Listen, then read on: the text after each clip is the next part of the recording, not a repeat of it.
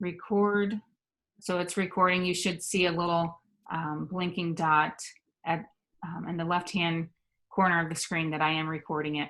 And I will share it out with Trent and then also put it on my YouTube channel if you would like to access it after today.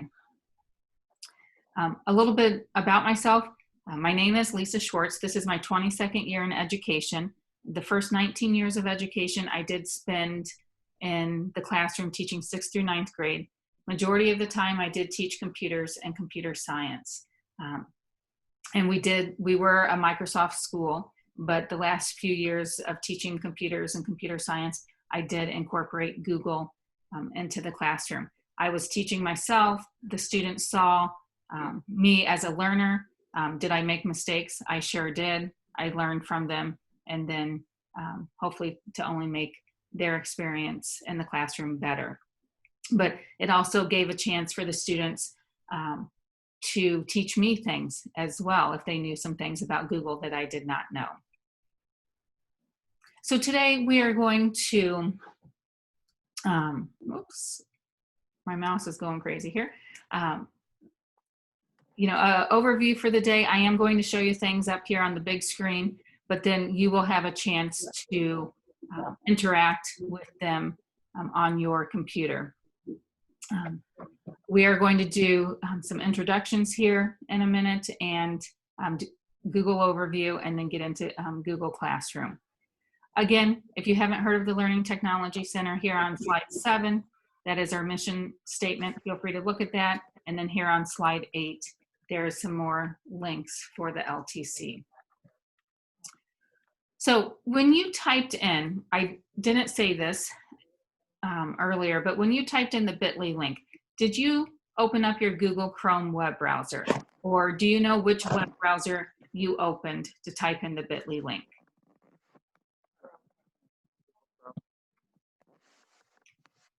So if you didn't open up the Chrome web browser to type in the bit.ly link, you might want to go back and do that right now, because you will find the more you work with the Google apps that they work best within the Google Chrome web browser.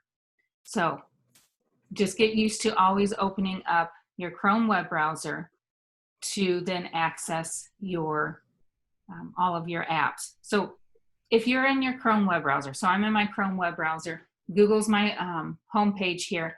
And what's nice about this then, if I want to go to my Gmail, here in the upper right hand corner, I can click on my Gmail. It automatically opens up my Gmail. I can go to my images, or I can search images. And then also here, I've got the waffle. The waffle is where all of the apps are at. So how do I know that this is my Google account and not one of my students or another colleague's? Is right here to the right is my Google account. This lets you know that you are signed into your Google account. If for some reason you don't see your Google account here, it probably will say sign in. You'll want to sign in so then you can access your Google Drive, your Google Classroom, access all of your Google apps so that it's your material. So what I usually do, I just keep signed in for my Google accounts. So, and if you look here, I do have a couple other accounts here, but I always sign them out because I usually just have one Google account with my Google Chrome profile here. So any questions about this? Do you see your Google account here in the upper right hand corner to the right of this waffle? And Trent, I don't know if you can hear me. Can you move the camera down a little bit so I can see some of the participants? Okay, perfect. Thank you. So if you guys will give me a thumbs up if you are in the Google Chrome web browser and you see your Google account here. Okay, so perfect. See some thumbs up. Thank you. If not, please help your colleagues here to get signed in to their Google account. Okay. So then, again, Google's mission, as you can see right here on slide 10, and then slide 11. What's so great about Google and the apps was it did make it easier for the students. You know, to follow the 4 C's here. It did make it easier for them to collaborate, communicate, do some critical thinking, and even bring out their creativity. Now, some of you might hear me use the word apps or extensions today. I've got a link here on slide 11 that I went ahead and just put up in there about the difference between apps, extensions, and even add-ons. So if you click on that link, whether it's now or later, that will bring up a table, if you scroll down here, about the difference between the 3. To get to the apps within the G Suite for Education. He's getting his other projector. That one's not seeming to want to turn on. So that's the great thing about technology. To get to the apps here, I go to the waffle and I can see all of the apps here within the G Suite for Education. Now, you might hear me talk about extensions today, or you might have heard people talk about extensions before. The extensions are to the right of the Omnibox. The Omnibox is your search, and here's different extensions. Basically what extensions are, if you look right here, they're just smaller tools. It just gives you more features that you can manipulate the web pages out there. So there's different extensions there. And then the add-ons are specific for the different apps. So again, I'm not going to overwhelm you and get into all of that with you, but in case if you wanted to know some more information about that, you do have that here on the slide deck. You've got a table here you can click on to go learn more. Our main focus today is Google Classroom, but with talking about Google Classroom, we'll be talking about some of the different apps out there as well. So the core G Suite for Education, the core apps are right here on slide 12 and 13. Are there more apps than this? There are, and some of the apps are similar. Again, you will use the different apps out there that help you do what you need to do, whether it's in your classroom or your personal life. So again, we are going to focus on the Google Classroom today. Now, what I did yesterday when I was in person with the teachers, I had them look at this slide and see if any of these characters you can relate to.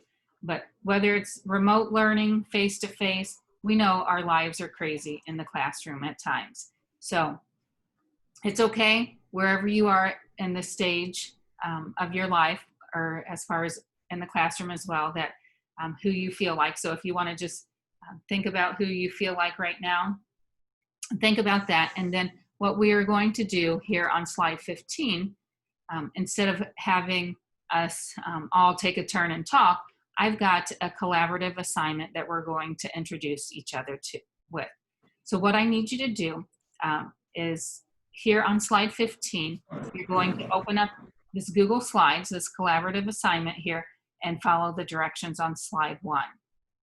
And I'll give you a moment to open it up, and then I'll talk to you more about it. If you don't need to listen to me, feel free, jump in and start working on this, but I will give you all a minute to open up this Google slide deck and we'll talk about it.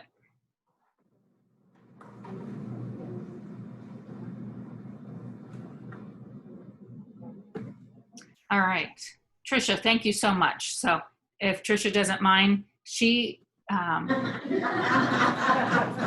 is starting to type here on slide 2. So should anybody else type here on slide 2? No. So what you need to do is pick another slide that you don't see an animal at. You guys are all coming in as animals. Why? We have the anonymous, I don't even know how to pronounce that animal. Maybe deleting Trisha's name. So you can just, if you accidentally did that, that's fine. This is where learning. You can hit undo and that will bring Trisha's name back up. But you guys are all coming in as anonymous animals because that is how I shared this. I shared this with you through a link. Now, if I shared this with you through your Google account, you would come up here and we would see who's typing this. But right now we have Anonymous Hippo. Trisha, were you the Anonymous Hippo? Okay, we only have one person. So if you can see this, that I've got one animal here on each one. So in a real classroom that you had your kids all day long, you might have assigned these students a number. So you could say, okay, Trisha, you're 2. So she knows always to go to number 2 to fill out the information on that slide deck. But as you can see, it looks like we're doing pretty good. There's one animal on each slide deck here. And Trisha, is that correct? You're the 3rd grade teacher at Pinecrest? So then, Trisha, you might have to go back up here and type your name again, because again, someone accidentally deleted that, and that's fine. It's a learning experience. I haven't even talked about what to do. Trisha's just reading the directions here, and some of you might be doing that as well. I did have the directions on slide 1, but what I have found with remote learning is put the directions everywhere you can. You know, I could have put it there on the original slide deck. I put it here on slide 1, but if you're working on this slide, then would you always go back to that slide with directions? No. So another thing I could do, I could go where I have the directions, and I could copy the directions, and I could put it in the notes here. So then they could see the directions in the notes.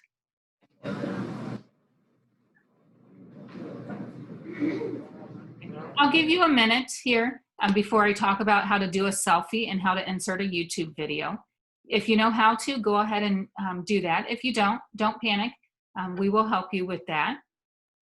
But then here, you know, if people are having trouble, you know, even though we are live, you can feel free, ask away. You can ask your neighbor, or if we had the chat set up, then you could even chat in the chat room.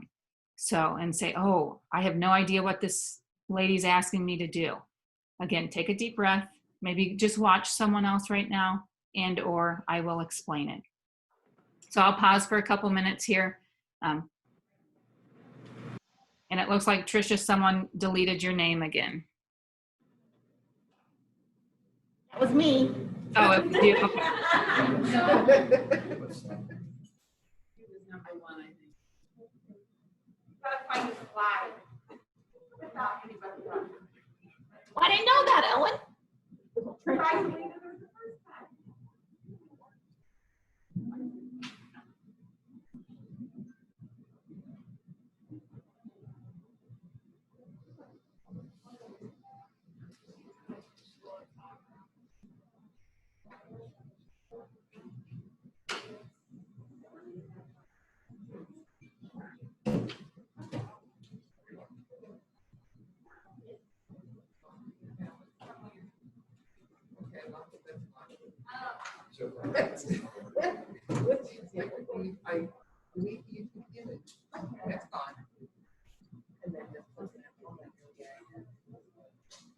Okay, so what I'm going to do now, and again, thank you for helping each other. I know some of you are still typing in there. I am going to show you how to insert a selfie. I think what Shelby inserted a picture with her cat and dog. Oh, I love it. And I can't read what that sign says there. Might have to let us know. So do you have to insert a selfie? You don't. You could put in a photo. So, but I do like talking about the selfie because I remember the first time that I was asked to do a selfie a few years ago. I'm like, I've never taken a selfie on the computer before. So there was a learning curve. So I wanted to go over that. So if you go up here to insert, so do you see the menu bar up here on the slide deck? And I go to insert image. I went to insert image. And then to take a selfie, all you have to do is come over here to your camera. Your camera does have to be enabled. And when I turn on my camera, oh, I've got 2 screens here. Okay, there we go. I've got 2 different monitors and 2 cameras. So I have to turn to my other camera, and then I can smile at it. When I like the picture I have, I just click on this camera button here. And then right up here, it shows me, hey, here's the picture you just took. Do you like that? If you like that, you can hit insert. If you don't like that, you can hit cancel. So Trisha, for just a second, I'm gonna insert my picture there. I'll delete it though. And then, so I inserted it there. So what I can do, I can come over here on this text box with the selfie and I can delete it. Do you see how I've got the boxes around here? I've selected it and I can just hit the delete key. And then I can move my picture there. I can put it, I can move these around if I want. If I decide, oh, I really don't like that, or I'm putting it on the wrong person's slide, again, just select on that photo or that image and then I can hit the delete key. So again, up here under insert, image, and camera. But if you don't want to do a selfie, like we're seeing other participants here, they are maybe going out to their computer, maybe their Google Drive or even Google Photos to access a photo to put here. So you can insert images other than just a selfie. All right. Trisha, thanks for letting me put yours up here on the big screen and so we can see. It looks like someone must have took her picture for her. Again, thank you for helping your neighbors if they're struggling. And this is what the kids will go, you know, through. Some will understand it, know how to do it, some won't. So again, during remote learning, and maybe some of you found that out the last few months when you had remote learning, that kids maybe were chatting and helping each other out, and that that helps you out in the end. What? Lizzie, did you steal mine? No. Now you're on mine. I did my own. You stole my thing. I did not. You stole my slide because I was up here and now it's all you. I'll take. No, I see you now. Apologize, Ellen.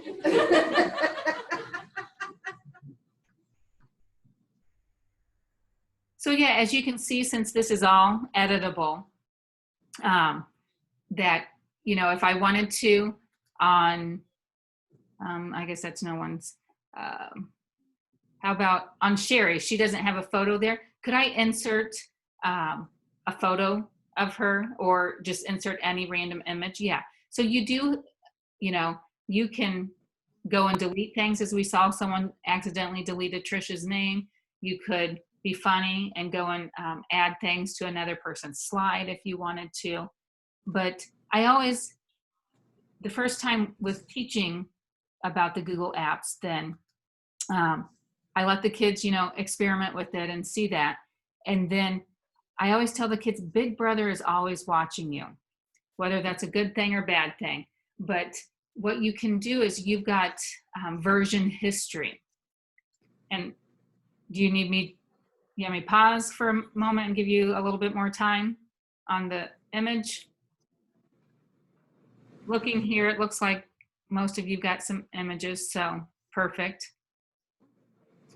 So right up here where it says last edit was seconds ago, right above here or to the right of the menu, if I click here, last edit was seconds ago, right here to the right hand side, it shows the version history.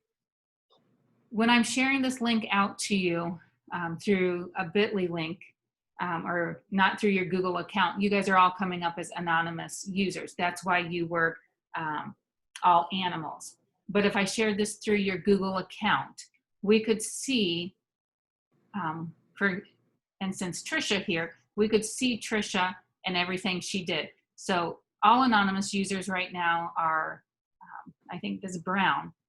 But let me just go ahead and delete something on Trisha's here. I'll have to do it here in a second. Let me get out of this. Trisha, let's see. Let me just go ahead, whoops. All right, so I just accidentally hit back and got out of it. A couple different ways. I can just go back and click on it here. Or I could have went back, it came up here finally.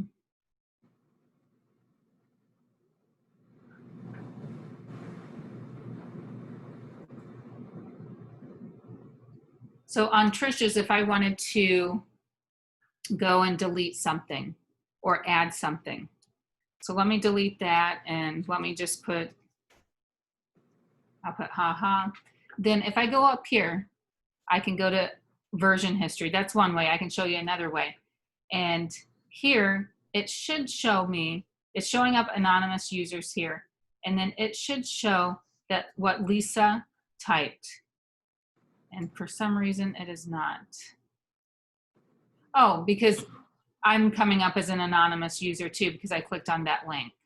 So that's why it's doing that. So what's nice about this though, you'll usually share things out through Google Classroom or through your students' Google accounts. So you'll be able to see what they do. So if kids are working in groups and, you know, if Sherry says, Trisha didn't do anything, I did everything. Well, the computer will tell us, the version history will tell us. Right here it says total 49 edits, and it'll say the date and time that you pulled the version history. So with the version history, I can get it right here, or I can go to File and find version history. There may be another way to do it. With technology, you will find there's multiple ways to do the same thing. Again, it helps for differentiation. It helps because our brains are all not wired the same. So if I go back to Trisha's here, let me delete this because I'm coming up as anonymous since I clicked on the link through the slide deck. And so she put in a funny video here, perfect. So if you need to learn how to do a funny, or to insert a video, I'm gonna just come down here to slide 18. What I did, I went ahead and put in like a placeholder for you to put the video here. So once you get the video, if you want, you can just delete that and then come up here, go to insert, and we went to image earlier. Now you're going to go to video. If you click on video, what's nice here, if you know who you're searching for, you can go ahead and search it here. If you already have the video you want, you can paste it by URL. If it's in your Google Drive, you can access it there. So the two that I use most often is I just go and search. So let me, if I go and search for a video of Gary Brooks, and then I select the video that I want. I'll just select this first one and hit select. And then it puts it in there right away for me. That's all I had to do. So if for some reason this video over here, I can do some editing to it. If I wanted my students to start the video at, let's say 30 seconds, I can have it start at 30 seconds. So then as soon as the kids look at it, it will start playing at the 30-second mark. I can end it at a certain mark as well. And this is the format options as long as I'm clicked on the video. So again, if I'm clicked on the video, if I go up to format and go to format options, this will let me format the video. There's a lot of other options there as well. But if for some reason you don't see that, just make sure you're clicked on the video, go up here to the menu bar and go to format and format options. So I'll give you a couple minutes here to put a video in. I see that some people already put a video in. Feel free, help out your neighbors here. Lisa, I see you're a night owl. Hopefully you're awake out there and can help us out today.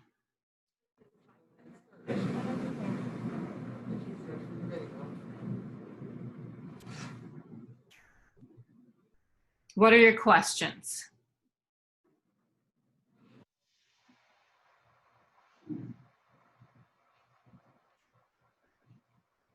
She was saying like something. Emojis. Poop emojis.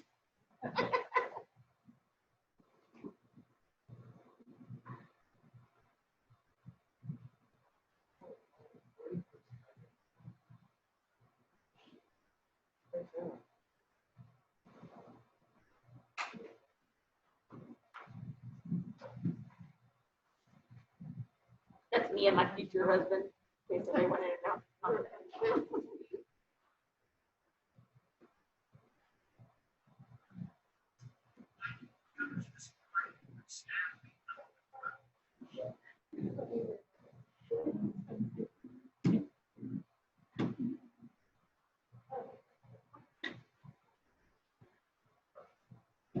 And then, so another thing to talk to you about with this slide deck, what I did, not knowing your skill level with Google Slides, I went ahead and gave you a template. Could I have given you a blank slate with all of this? I could have, but then with the template, I then incorporated the questions right in here. So could you, if you wanted to, you could delete anything that I had there. Could you move the image around? So on Kelly's slide that I'm on right here, yeah, I could move things by clicking on it and then dragging it if I want. I could move it around. And Kelly, that's perfectly fine that you don't watch YouTube. That kid president, that's a good one there. So as you can see, and Kelly, I'll undo this here, but you can move things around on the slide deck. So again, if you are using this with students so that they don't all look the same, they could bring, show their creativity. But again, starting out with Google Slides and not knowing everyone's level with it, that's how I usually start out. But then hopefully as the year goes on with my students, as they learn more about Google Slides, then I don't necessarily have to put all of the information or do a template on the slide. So I'll go ahead and hit undo. So everything I just did will go back to the way Kelly had it, because again, I don't want to change what she had. I want to leave how she did it. But also, some of you with Google Slides, you'll see whether it's you or your students, if you do an assignment like this, that they will, their creativity might come out anyway if they know how to put a background on a slide, or, it's some of the kids out there like to show, hey, here's what I know, and show it on the slide, and then other kids will say, hey, Kelly, how'd you do that? And then, they're learning from each other as well. So pros and cons. Did I go over everything in the beginning on this? Were you guys nervous, anxious about doing this in the beginning? What did you think of this, and or how do you think you could maybe even incorporate this into your own classroom? If you want, talk to each other. I don't know, that might be easier rather than trying to talk to me. So turn and talk to your neighbor if you don't have a neighbor. Talk to Trent. Took me a minute. They're sharing with their elbow partner. They're sharing with their table partner. Okay, perfect. Thank you. Sherry, I guess you're my elbow partner, even though we're far apart. She's getting it. It's fine. I don't know how to do it all, so I'm getting better. It's coming back to me.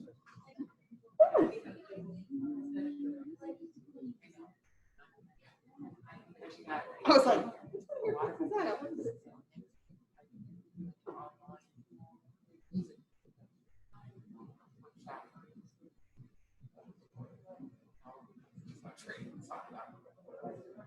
But it's a.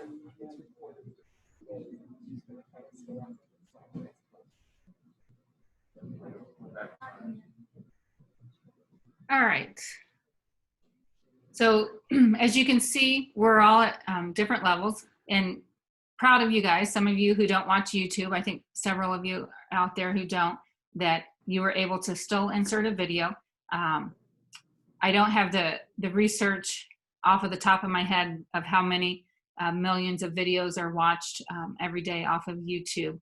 If someone knows it, or we can Google it real quick probably to find out. But that is how, especially our younger students, are learning how to do things.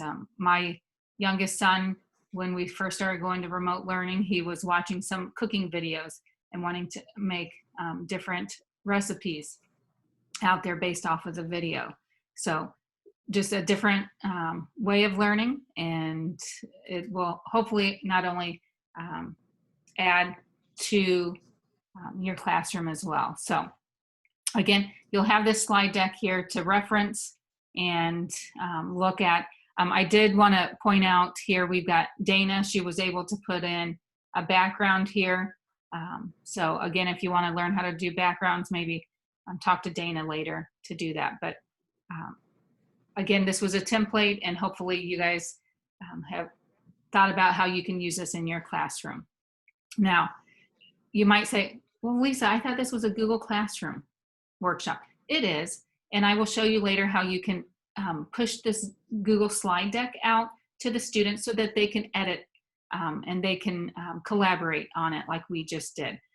Again, I would have loved to create a Google Classroom and have you all as my students so you could kind of see that, but how it usually works is you can't join other people's classroom that's not within your Google domain. So in this case, within your school district. So I just pushed it out here on the slide deck. All right, so that was introduction, so welcome. So we're going to jump in here to Google Classroom and talk about creating a classroom and adding students. I'll do that first, and then we'll come back and talk about the Stream tab, the Classwork tab, talk about Google Meets here as well, and then a few other things here that I have listed on slide 16. So again, how do you create a classroom? So what you need to do, I'm in the Chrome web browser. All I have to do is come up here and hit the plus sign. So when I click on the plus sign, I can go to Classroom from here, a couple different ways. I can go to the waffle and find my classroom that way. Or anybody else know the other way that you can access Classroom? Shout it out if you do. What's that, classroom.google.com? Yep, that's perfect. Classroom.google.com, I could type up here and it will bring up my classroom. So again, you will get used to what works for you. You could even bookmark this if you would like. Any of the apps out there within the G Suite for apps for education, if you put the app name first, then .google.com, it will bring it up as well, but go either way. And then when you go into your classroom, yours will look different if this is your first time going into Classroom. It will ask you to identify your role. Are you a teacher or a student? For this, I do need you to mark that you are a teacher. And then just follow the prompts. You don't have to set everything up. I can't remember what all is asked of you when you're first setting this up, but make sure you mark a teacher, and then is it asking a bunch of other questions as well? Chris, if you're still on there when we took her training last year, mine was too.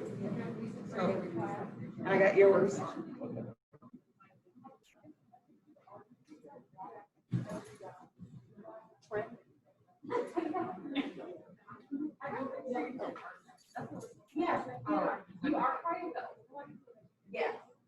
So when you get to this screen right here, your screen won't look like mine. These are my classes. But when you get to, it says Google Classroom here, will you let me know, and then I'll show you how to create a class. Is everybody here? Or is it still working? I don't think it's gonna let me. Right. Okay, Chris, you're my student.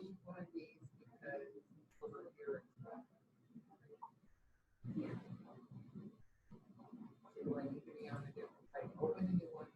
Classroom. There's the plus. Here's the problem. My school must cite this is my computer. All right, I heard someone say the plus sign.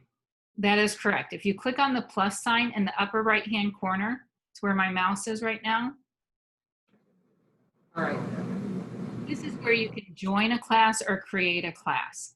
So right now we will create a class, and again, we'll create one. You can go and delete it after today if you so choose.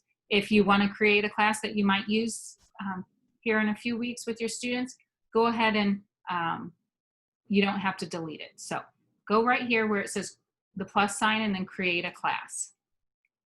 The only thing that's required when you create a class is a class name. Can you change it later? You can, but you know, go ahead and put any name in there that you would like. And then as soon as you do that, the create button down here will go live and you can click on it to create the class. Do you see mine's grayed out right now? Because I have not put in a name here.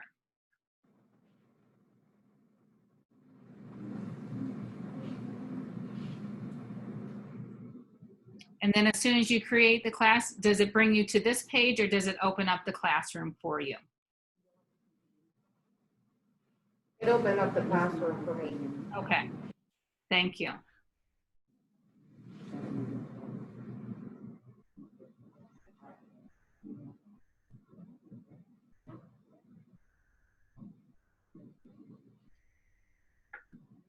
Now, if you wanted to, some of you can join each other's classes so you can see how your colleagues run their Google Classroom.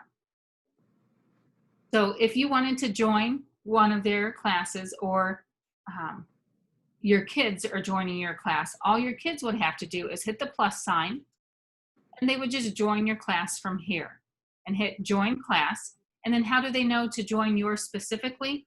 You will have a class code that they would enter. So here for my Google 101 class, the class code is right underneath the title of my class. And here it is. Now, normally most students couldn't read this if you got your big screen and they are joining your class, whether remotely or face-to-face. All you have to do is click on that broken square. It enlarges the code. So then all the students would have to do is type in this code. You could even, again, click on the broken square. That will do the full screen of that. If anybody wants to try to join my classroom, feel free to do so. But usually, again, for the safety and privacy of students, school districts have it set up. Kids can't join Google Classrooms of anybody outside of the domain, but sometimes they may turn it on where teachers can join classrooms outside of their Google domain.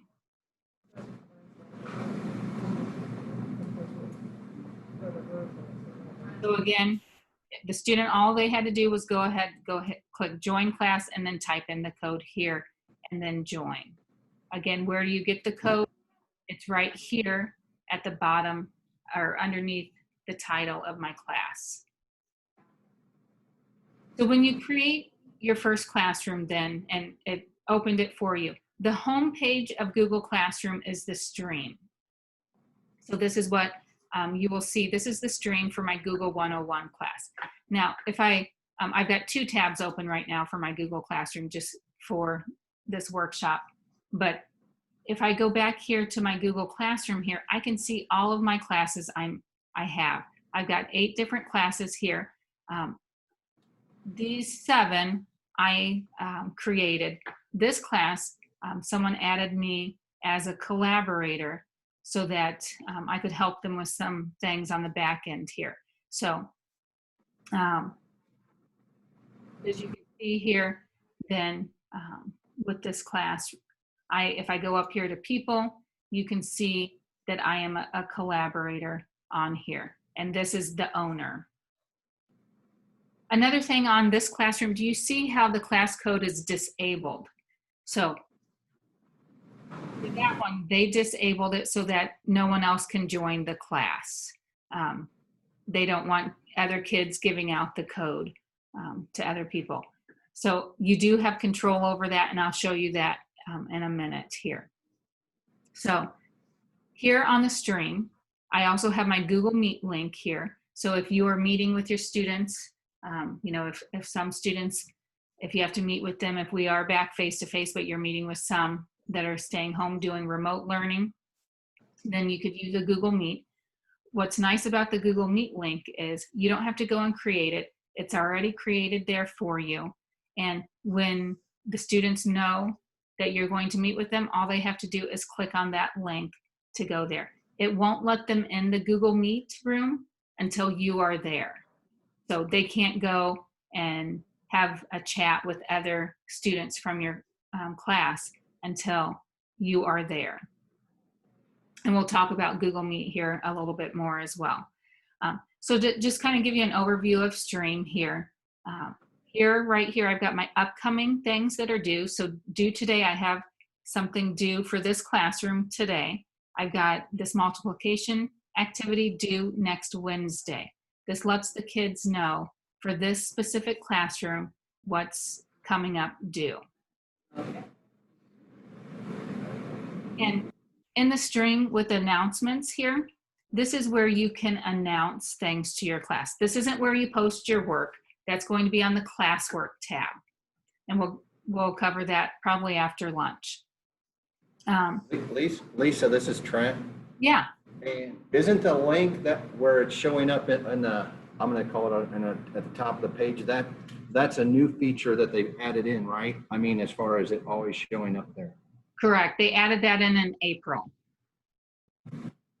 Yeah. And so if you don't see it on your screen, yeah, great question, Trent, or comment. If you don't see that on your Google Classroom, I'll go ahead and show you now. Do you see this gear over here to the right of the screen, top right? Get used to clicking on that gear in any app that you're in. That means there's more, it means settings. So you have control over your Google Classroom. So here's the class name. Again, this is where I can change it. But what Trent was talking about, the Google Meet, if you don't see that visible, then right here, this is where you have to turn it on. It says visible to students. So in the beginning with teachers using this, they saw that come up and they thought, well, I don't want kids just to go and click on it and start having Google Meet without me, without the teacher. So teachers thought if they make that visible, then students can't join. No, that's not the case. You can make it visible all the time for students. Students won't be able to join until you're in. And since we're talking about it right now, I'll go ahead and show you. So I'm going to switch over. I've got Blake in one of my classes here. And so this is Blake's classroom. He's a student in my class. And the only reason I can access it because I had the Learning Technology Center create a student from our Google account to be in my classroom. But normally with your own students, you can't access their Google Classroom. What I had to do in the classroom, even if it's remote learning or face-to-face, if I wanted to see what the student side looked like, I would have them show it to me on their screen. During remote learning, you could have a Google Meet with them and you can have them share their screen with you so you could see what it looks like. So let's say Blake wants to have a Google Meet with some of his friends.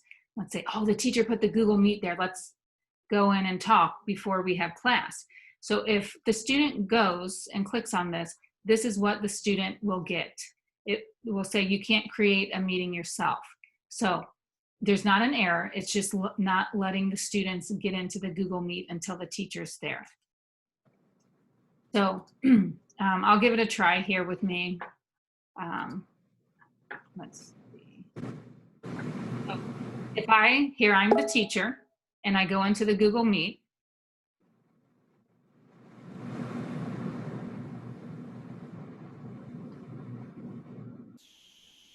okay. Then I join now, no one else is here. So Blake wasn't in the room. I've joined the Google Meet. Now, let me go to Blake's account. So the first time when the teacher wasn't in it, he got this message, hey, the teacher's not in there yet. It doesn't tell him that, it just, you can't create a meeting yourself. So now, let's say the meeting was at 10:30 and it's 10:20. Sometimes, the teachers talked about that they would sign on, 10 minutes beforehand. So then it gave the kids a chance to chat and talk amongst each other, but in a secured environment with the teacher in the room. So Blake goes and clicks on it now. And so same link, but it's allowing him to join it. It's saying the teacher's on the call and he can join it. So again, you can keep that link up there, make it visible to students. It won't, the students can't access it unless if the teacher is in there. Another thing with this, though, when you are ready to leave the Meet, I should have probably showed you. Okay, I think the teacher's still in there. So let's say then, I'm going to try to join here too. I don't know. We'll see if it works here. So this is the student screen. Then I go back to the teacher screen. So up here, do you see the people? If I click on the people icon, it shows the teachers in there and Blake is in there. Now I'm in the teacher account. For some reason, we're done. The kids are all gone except one. For some reason, he's not listening to me. I ask him to go ahead and close out of his Meet.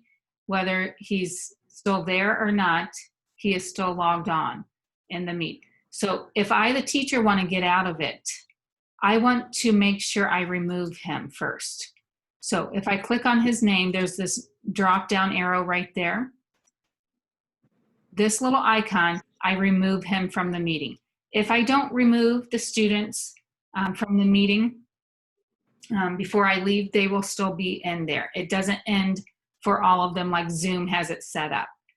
Again, most of the students leave, but again, for some reason, let's say Blake walked away from his screen and he can't hear me to leave, I can remove him. So don't worry about you having to remove all of your students. They can remove themselves by just clicking on the X and it takes them away. So if here I'm the teacher and I close out of the Meet, I just hit the X, I'm done with the Meet.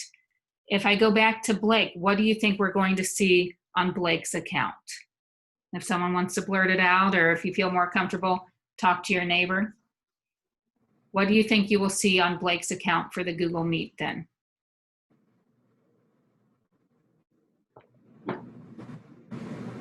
Let's see if you're right. So I'm going to Blake's account for the Google Meet. It is still live. He is in it, and if any other students in it, then they could talk. So again, if they don't close out of the Meet by clicking on this X to close it out, then you just remove them. And don't panic. You will, as you do this, you'll learn. Will you make mistakes? You might, but hopefully then those mistakes you make, then you'll only get better at it. So again, don't forget to breathe out there in case if this is a lot of information coming at you and you're feeling overwhelmed. If you are feeling overwhelmed, it's easy. You can, shut me out here and just follow along on the slide deck and learn that way. So this was all in the stream, and this is like the home page when you go into your Google Classroom, a specific class. So there's the meeting link. And then up here in the gear is where you want to make sure that it's visible to students if you want them to meet. Again, another thing with Google, besides a gear, anytime you see a arrow like that, it gives you some other options. So here you can have copy, or you can even reset the meeting link as well. So then, are any questions about that or comments? Anybody use Google Meets already with your students? Pros or cons? On the Google Meet, it doesn't show up in ours right now because we haven't done anything with Google Meet. We have to go into Google Meet to attach it to the classroom. I got a class code, but I don't have the link you have there. You don't have the Meet link. If you go to the gear, do you even have the Meet link there? No, I've got general and grading. Okay. And class details. Does anybody have the Meet link out there?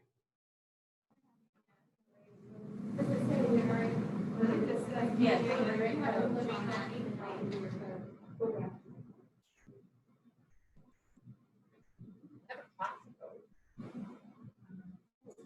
Another way you can check to see if you have Google Meet is if I go up to the new tab here and go over here to my apps.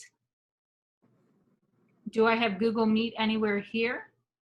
I didn't have settings. Oh, yeah, I did. If not, we might have to have QNS turn that on in the Google domain.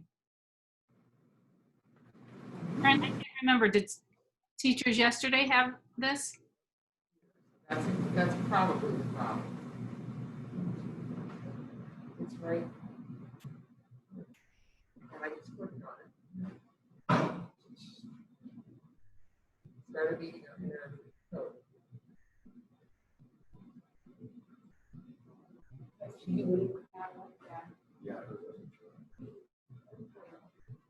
And sometimes I think, when I share my screen, I may be in a little window on the big screen there.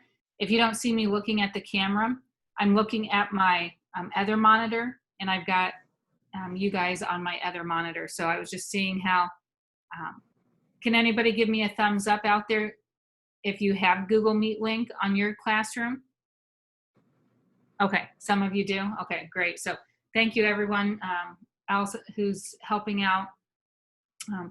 Names are important to me, but I don't know who Trent's helping out there, but thank you for asking that question, and thank you for everyone who's helping. So I'll go ahead and talk about the stream here. So in the stream, what can you use it for? You can use it for an announcement. You can use it for, if you want to announce something, put a message here. You can even share material here if it's not necessarily tied to an assignment. So if I want to right here share with my class, I can share whatever I want here, a message here. You do have to put something here for you to be able to post it. And then if I wanted, again, to add, maybe I did a welcome message to the students. I recorded myself and I want to add that. I can hit add. And if I put it on my YouTube video or channel, or if it's in my Google Drive, I can pull from there. And this adding a YouTube video is very similar to just how you added it to the Google Slides. So again, you can search for a specific video, or if you already have the URL, the link for the video, you can paste it here. So once you have something here, I'll go ahead and I'll just, again, my go-to is Gary Brooks. And it shows that select the video I want and add it, and it will show there. Another thing, if you have a lot of different classrooms set up, you can push this out to several classrooms at a time if you so choose. Let's say I'm just going to push it out to my Google 101 class, and I've got students in my class, and I know you might not have students yet, but again, you can join each other's classroom here if you would like to. Maybe have a elbow partner join your class here in a minute. And let's say I don't want all students to get this announcement, and I just want to send it to Blake and Lisa. Then it shows that 2 students will get this announcement. And then right here, what I can do, I can post it right now. Or if I click on this arrow right here, I can schedule it to go out at a certain time, or I can even save it as a draft to come back later to edit it or to add more material to it. So I'll go ahead and post it right now. And so it shows me that I posted this at the time, what students received it. If I click on it, it'll show me the students that received it, and then any attachments I added here. Now, I've got it set up where the kids can chat back and forth within the stream. So let me switch back to Blake's class.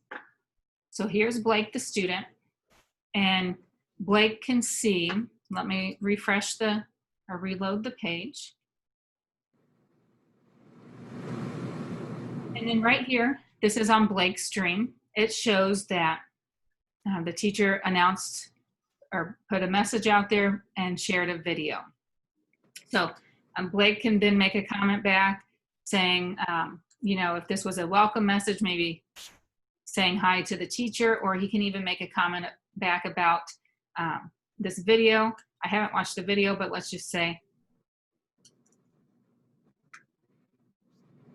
so he can, again, make a comment. He can even ask a question, type it there, and then hit the arrow and it posts. It shows one class comment.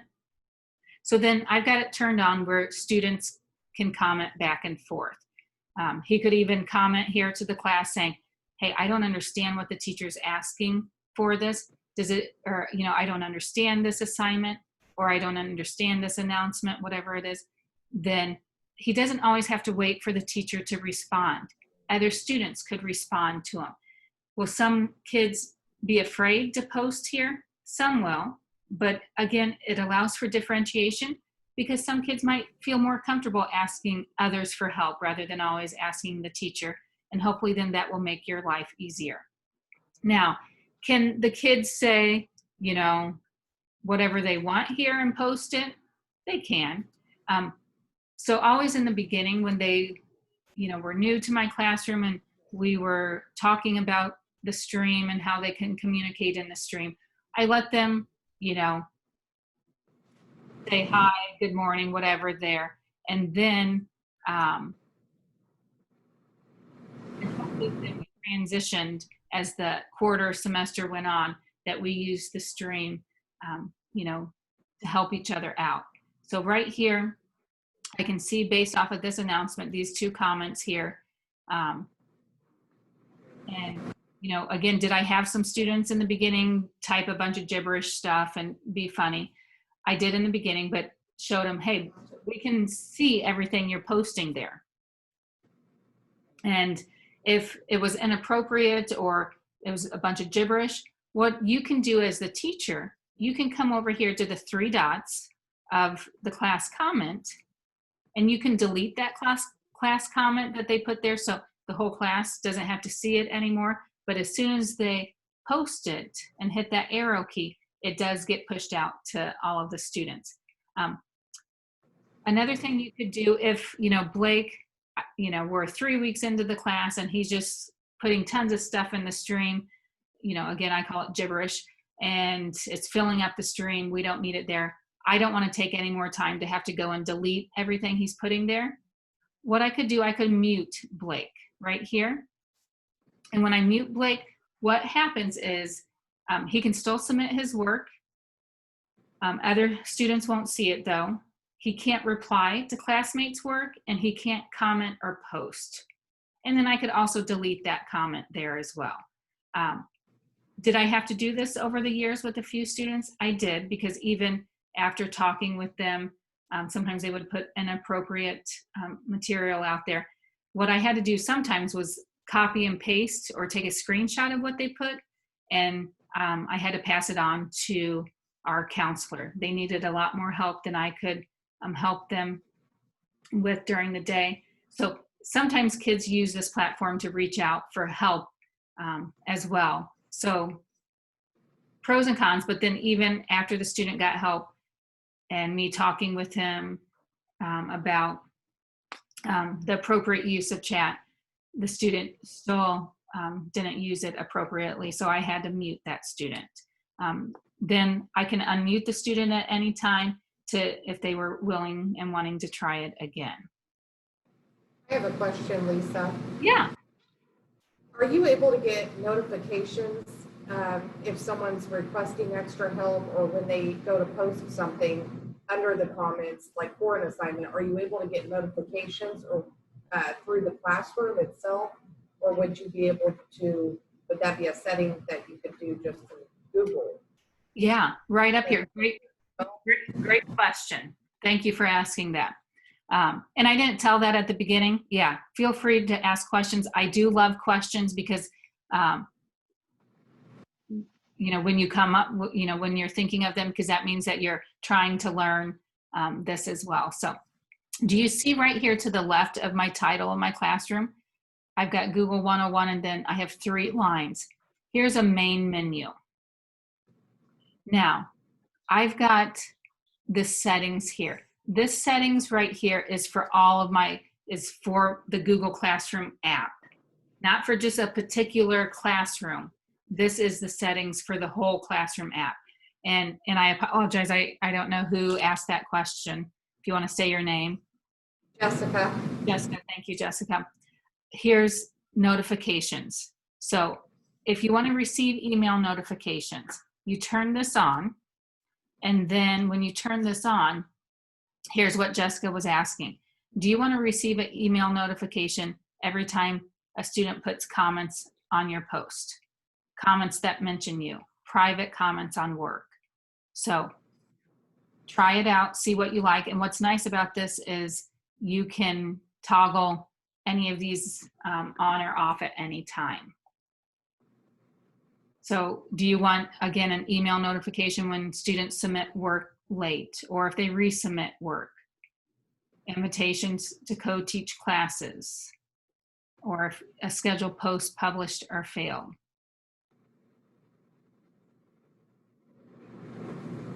And again, where was all of this?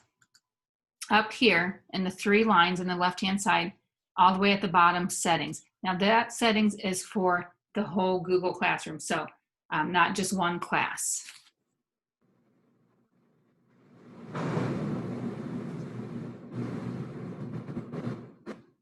So from that main menu, even though I'm right here, I can go to my classes from here and toggle back and forth.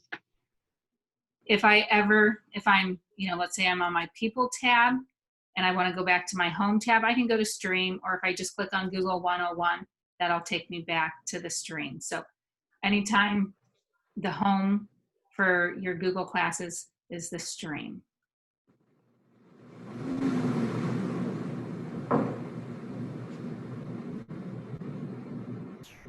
So again, to refresh or talk about this, I've got this slide here that kind of points out things in case if you forget. And again, it's okay. This is a lot to take in. The more you use this, the better you will get at this. And hopefully you are starting to become comfortable of being uncomfortable. Things are changing all the time. Since it's a web app, Google can push out updates at any time. So one other thing here that I haven't talked about is changing your theme or add your own photo. So if I go back to my classroom, right here, I can select a theme. If I hit select a theme, I can change this at any time. Even though I created it and I have this Bitmoji up there right now, if I want to change it to something else, I can do that.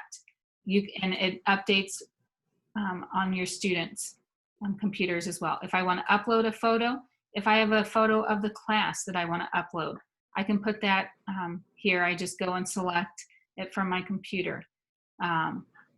Here I just had uploaded, again, a Bitmoji. So right there is where I can do that. And then one other thing here. So let's say you're thinking you're not for sure about that chat feature in Stream of the kids chatting back and forth. It is something to, you do have to work with the kids on. But if you go up here to the gear, you do have more control over this classroom. So again, we talked about the Meet right here, and maybe some of you looked at this already. Here's the class code. Again, if I click on that arrow, this is how I could disable it if I don't want anybody else to join. I could always put it back in display and get other people to join, especially if I have kids move in throughout the year. Here's where I can copy it, or I can even reset it. Sometimes the class codes, when they generate, when Google generates them, there could be a O or a 0 or an I or an L, and it might be confusing for you and your students what the code is. You can just reset it at any time, and then it updates. So here's an L, and then again, if that's too confusing, just go ahead and hit reset again, and it'll generate a new one, and that's the I. So that's the class code. Here on Stream, I've got it turned on where students could post and comment. You saw earlier Blake put a couple comments. Now, if I see that a lot of students are not being good digital citizens and again, posting inappropriate or gibberish or whatever it may be, I could put it down where students can only comment, where they could comment on my post. They couldn't directly post something there to the stream. I could turn students off altogether and just put it where only teachers can post or comment. So what you will need to do with your students with Classroom, since not all teachers think the same or feel comfortable with all of these different features, you will need to make sure to let your students know what they can do in stream.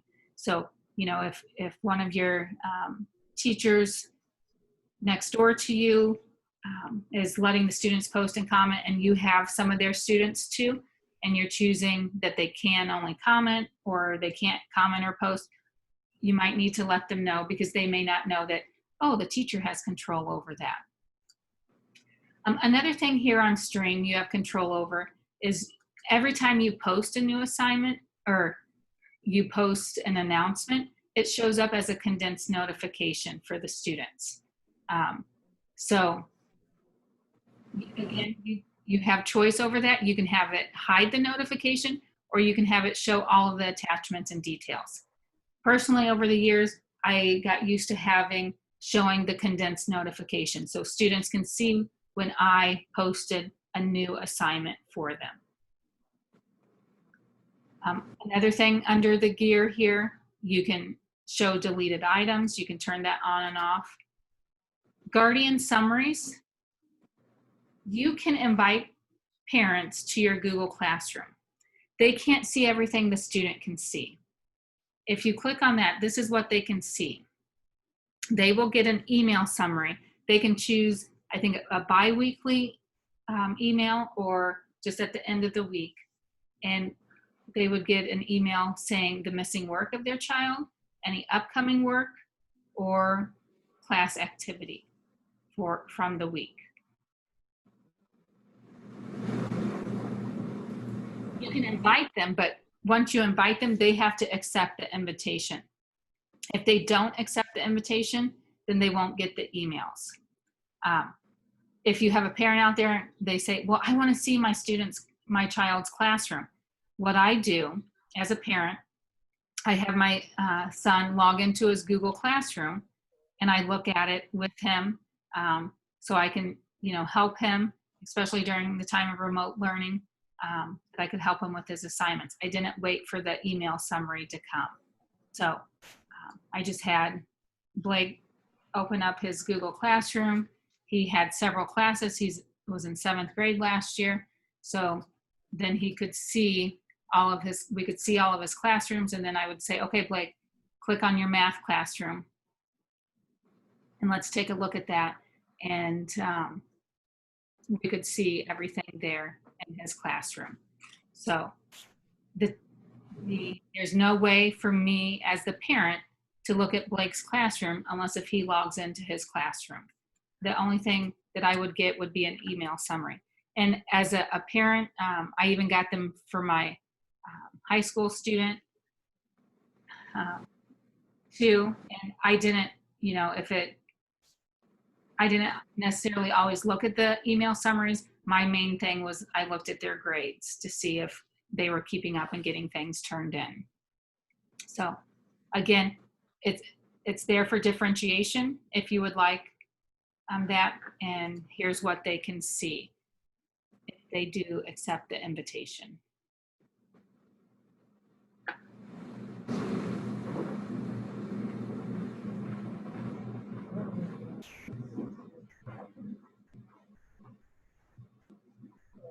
Okay, so if you go back to the slide deck, I haven't gone over all of these slides, but write down, if you want to, take a look at some of the slides if you need to.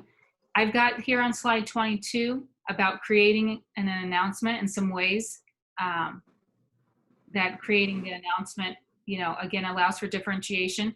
Even if we are, once life gets back to, I say normal, but once we get out of this pandemic, then could we still use Google Classroom when we're face-to-face with the kids? all the time. You can't. And that's how I started to use Google Classroom with my students. I had them every day face to face. And the biggest thing for me when I started to use Google Classroom was it helped me be better organized. And the number one thing is it helped me with the absent students. You know, I would have students come back in the next day and say, oh, Mrs. Schwartz, I'm back. Did you miss me?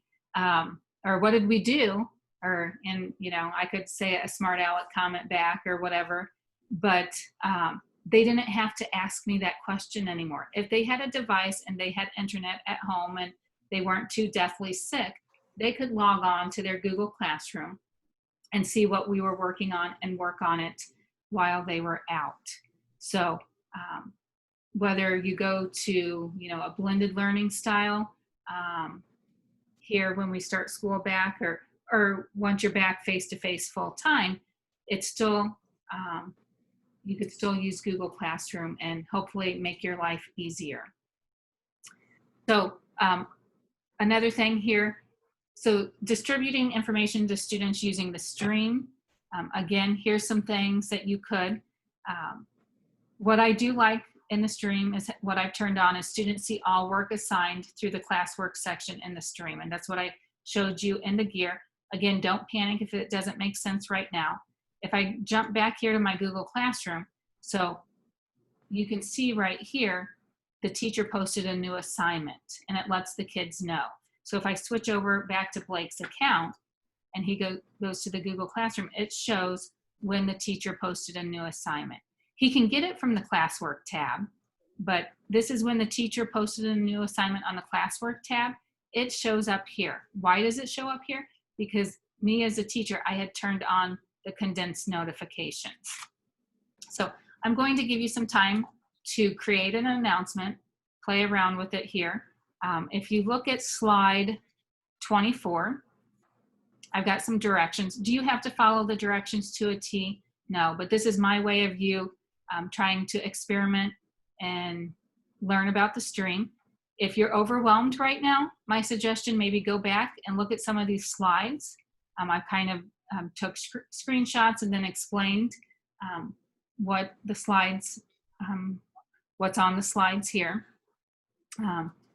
So feel free to go back and take a look at that. If not, switch over to your Google Classroom and then start trying to create an announcement. Maybe change your settings. Again, here on slide 25, I talk about settings here as well.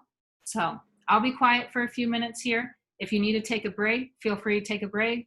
You need to stand up since it's still summer and you've been in summer mode and not used to sitting, feel free to do that as well. And if you have questions, please ask.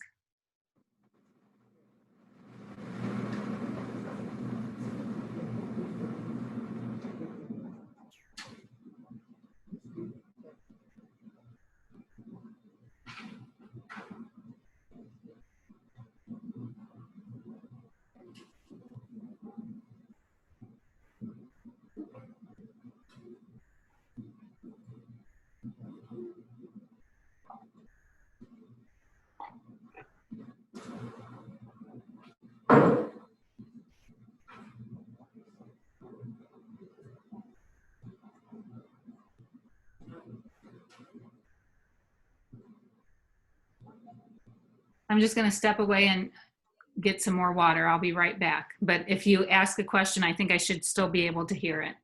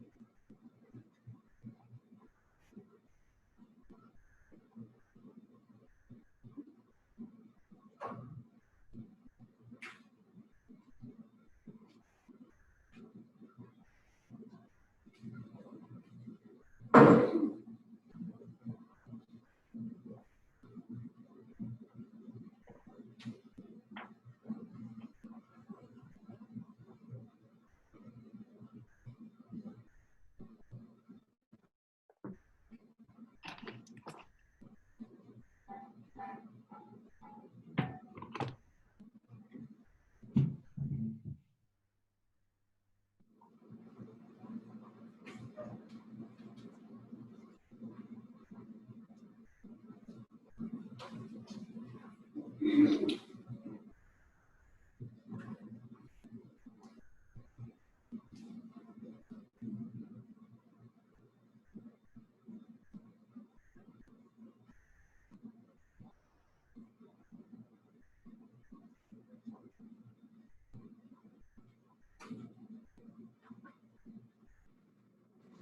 questions out there about the stream? Do you have any questions about stream? Nope, I think we're good. Okay. Are you surprised how easy that was? Okay. And again, one thing here about the stream, then when you went and posted it, it should be right there. Again, if you chose not to post it or wanted to know if you save it as a draft where it goes, if you want to try it out, you can. But if you save it as a draft, do you see right up here where it shows saved announcements? That's where your drafts are. So it shows that I've got 2 saved announcements. If I click on that, I can go and click on it to see, it opens it up. And then if I want to add anything else to it, I can, or select the certain students if I don't want to send it out to all students. And then I can go and post it. If not, if I just close out of it, it just saves it still in draft. If I don't want it there anymore, I'm not going to use it, I can come over here to the trash can and delete that draft. So again, if you do save a draft, it saves right there. Did anybody try the scheduling it? Nope. So sometimes, you know, again, if I showed you everything and all of the different ways you could do something, would you remember it? No. The way you're going to learn more about this is by interacting with it and using it with your students. So again, can't say it enough. Don't. Hopefully you are, your anxiety is, if you have anxiety, it's being, your stress levels, you're hopefully reducing your stress levels out there. So I think we're taking lunch around 11 here today. So I will go ahead and start talking about people. The classwork tab, we'll see how we get about people, and maybe I'll jump into the classwork tab before lunchtime. But if I look at people, this is how I can add a collaborator, another teacher to my classroom. Up here it says invite teachers. Again, you invite them. They have to join if they want to. How do you invite them? Usually you can only invite teachers that are within your Google domain at your school. And whoever's got, the buffaloes.org domain, and put in their email here and then hit invite. What can those teachers do? If you are a teacher in a classroom, it says right here, you have control over adding things to the stream, classwork, inviting students here if you want, except the only thing you can't do as a collaborator, you can't delete the class. So sometimes some special ed teachers will join a class as a teacher. Sometimes another, I know we have a 3rd grade teacher out there. Sometimes 3rd grade teachers join other teachers' classrooms as collaborators, so then they can reuse posts from each other.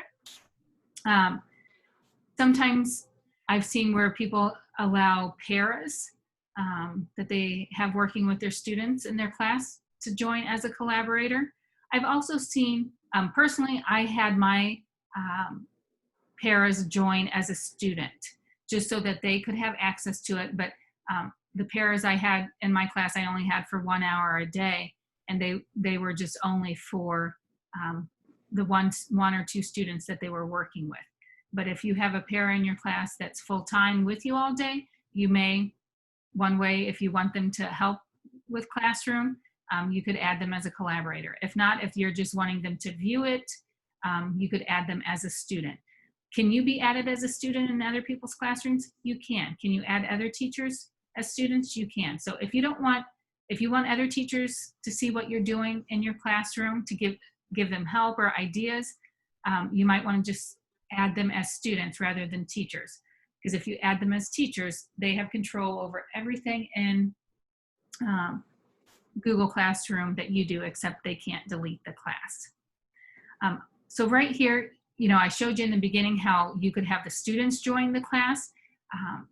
If you want to invite the students, you could click on this icon, again, type in their email and invite them.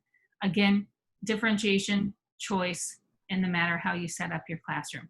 For middle school kids, I loved having them just type in the code to join the classroom. I've worked with other first grade teachers. They said the students were able to join the class. It just took a little extra help, but they were able to help each other put in the letters to join the class. So here you do have to email the guardians, and right here I've got blanks up here. I can invite guardians here. I'd have to type in their email address. And I know yesterday with most of the teachers, I don't think it was set up that they could invite guardians. So we'll need to look into that as well. So for some reason, if I click on all of my students here, I've got an action thing here. So did you see when it's not checked, it's grayed out. When I click on it, I've got actions here. What can I do? I can email all of the students right from Google Classroom.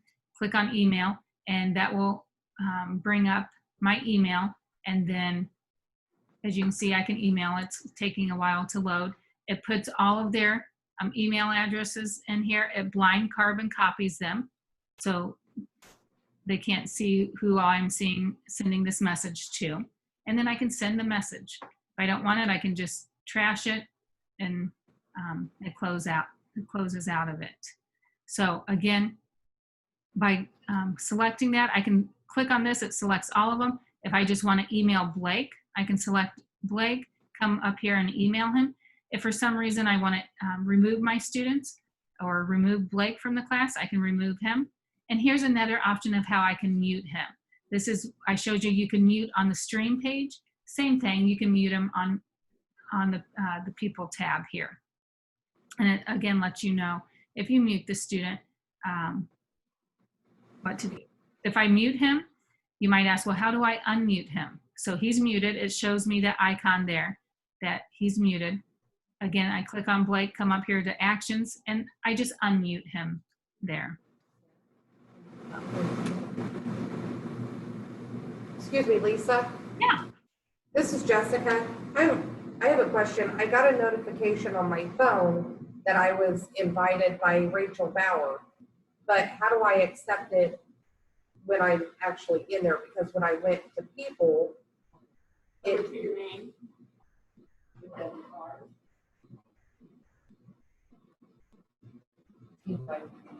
could have went to your email as well, but someone helping you out there. Yeah, okay.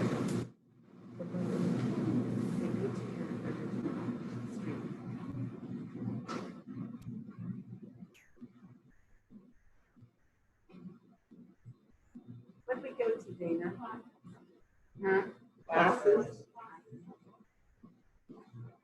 Oh, okay. So Jessica, I don't know who helped you out there. Thank you. Do you? Ellen did. Okay. Ellen, thank you. Ellen or Jessica, you want to explain to the rest of the class what you guys did to be able to join?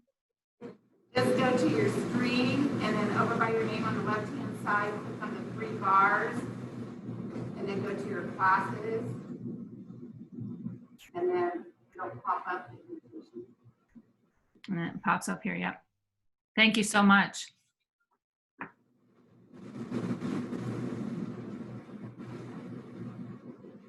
Another thing, you know, I've talked to you about the gear here, like the arrow. Anytime you see the 3 dots, that's also options under that. So here, if I wanted to email the teachers, if I want to remove Elizabeth from my class, I can. Or if I want to make her the class owner, I can do that as well.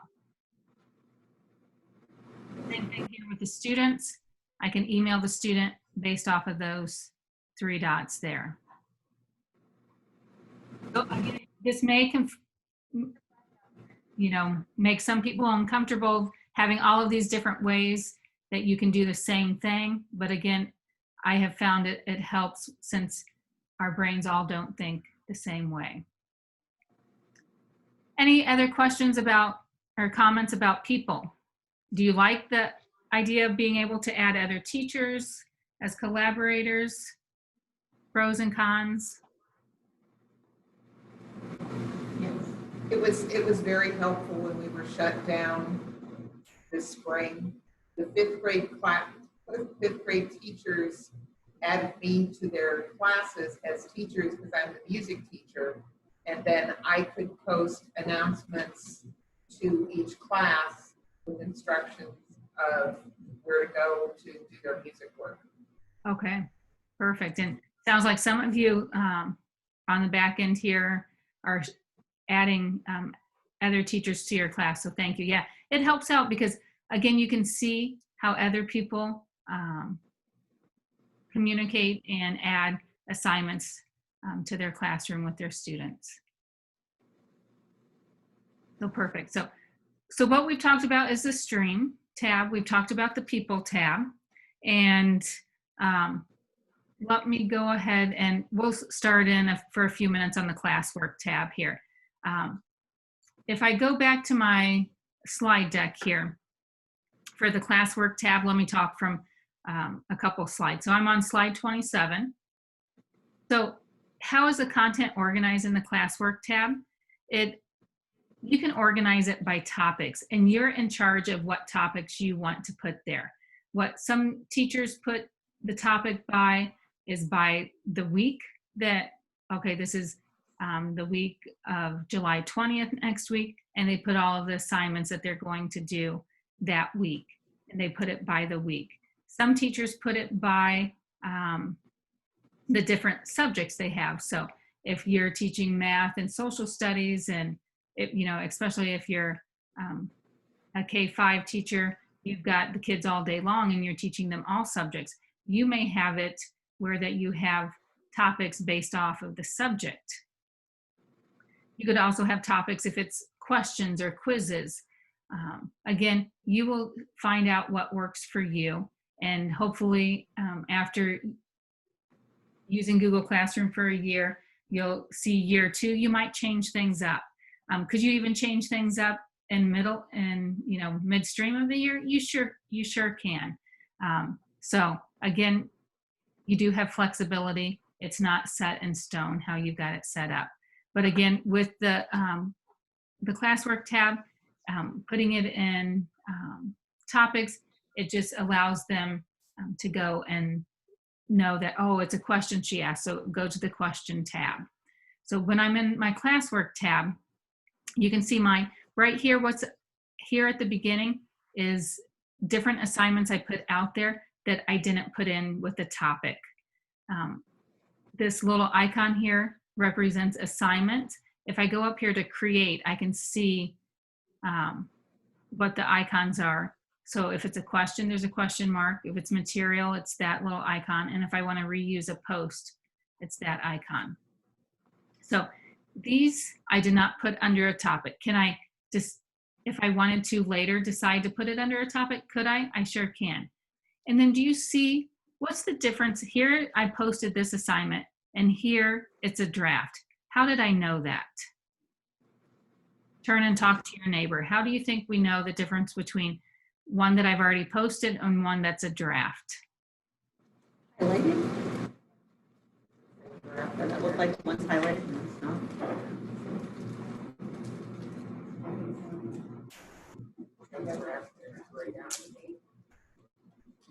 Grayed out. Okay, so I think I've heard some of your conversations there that someone said it looks like some are highlighted and one's kind of grayed out. I heard someone say it says draft right there. So again, just like with the announcements on the stream, you can post it right away, you can save it as a draft, or you can even schedule it. So if I keep scrolling down, here's all of my topics then. So I can also see all of my topics over here. And I can click on it and it takes me to that, the topic about, here's a Khan Academy material I posted. If I want to look at the math, I can look at my math assignments here. If I want to go back up to all topics, it takes me back to the classwork tab and I can scroll down. For some people, this may be a lot to go through to, you know, keep scrolling like, where did she put it? You know, how do I know what topic she put it under? So that's why how my brain works is showing the condensed notification on the stream so the kids know, oh, the teacher posted something. And the kids could go right from the stream to the assignment. You as a teacher could click on it and go right to the assignment from there as well. But if not, it's all organized here. It's all on the classwork tab. And you'll kind of get a feel, again, as you go throughout the year using Google Classroom of what works for you and your students. So how do I create these topics? On the front end, if you are a very organized person, you know what topics you're going to be having this year, you can go up here to create and go and hit create topic. So you could go ahead and create all of your topics right now and they'll go here on the left-hand side. Can you create a topic as you're creating an assignment? You can. And how do I do that? I go to create and I go to create assignment. And here, this is similar to the announcements. And once I fill out an assignment here, I can come over here and select the topic I want it under, or I can create a new topic. And it lets me do that here in case if I forgot or realized as I was assigning this assignment, oh, I want it to go under a different topic. So that's creating a topic. And the topics go right here. So you can see all of them, and then also you can see them here. But if you're just wanting to look at the insert learning topic, you can just look at the insert learning topic here and or clicking here, and it just brings up this on the classwork tab.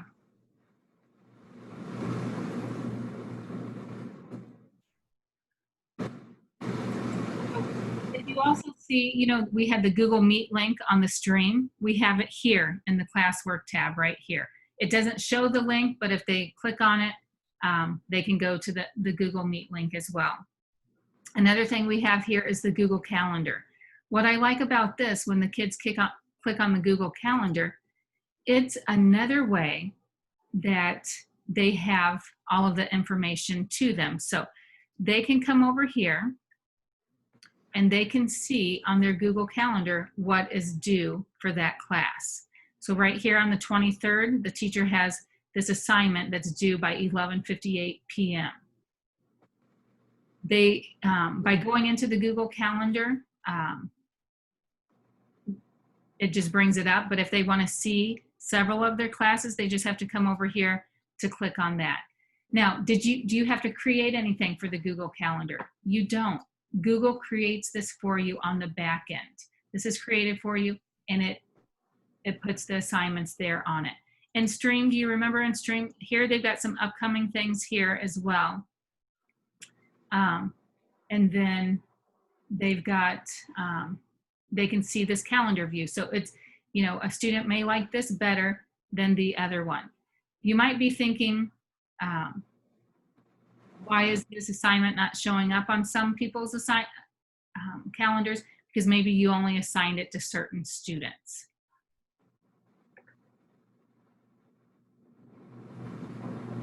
So that's the classwork tab. And then when we come back from lunch, remind me, I'll talk about the class drive folder, and then we will get in and talk about creating an assignment and actually creating an assignment. So how's it going with you learning like this and me in a different location than you are? Seems to be okay. Everybody's shaking their head. Okay, perfect, thank you. And it's nice that you've got each other there to support you as well. If not, do you see why having that chat open in Google Classroom, that the kids could help out that way when they're not face-to-face even with each other, that they could maybe reach out that way. So go enjoy your hour lunch here, and we will meet back here at noon. And continue our learning. And I think we're here until 2 o'clock. So Somewhere to plug in questions or computers. comments now? So there's some places on the wall. Also, or in the teacher's workroom. If it's not gonna make it. Yeah. Okay. So what we are going to look at, I am going to go over how to create an assignment here. So I'm going to go back to my classroom and I'm going to show you how to create an assignment. So if I come up here and click create, again, anywhere you see the plus button, usually that means in a Google app to create, whether it's to start an email, in this case, it's creating an assignment, or as you can see, you have other choices here as well. So earlier, this is where you could create a topic here as well. I'm going to switch to an assignment. So when I click on that and create an assignment, I do have to give it a title. If I don't, if you come over here to the right-hand side, do you see where it says assign? It's grayed out. It won't let me assign this assignment until I put a title in here. So whatever you choose for your title, it could be, if it's a unit that you're doing and you're sharing all of the resources and assignments here, you could put the whole entire unit. So if you're doing a unit on, let's say, farm animals, or I'm trying to think if it was today or yesterday. Was it? I think it was today. Someone put in the slide deck what some animals that they like. Oh, I thought I read that or saw that.